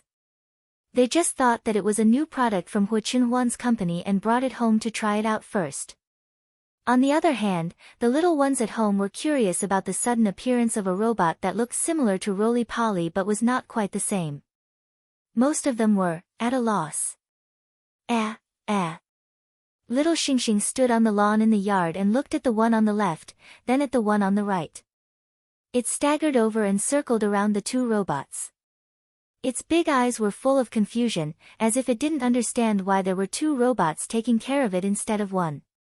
Dun Dun was more sensitive. After all, ever since it broke the ice with Roly-Poly, the human and dog that crossed species had become real companions. Now that there was suddenly another robot, Dun Dun really couldn't understand why there was a robot that looked like its companion but wasn't as easy to get along with as before, and a new member that didn't look like its companion but made it feel very close to it. Could it be that its little friend could clone itself? Dun Dun's small dog eyes were filled with great confusion.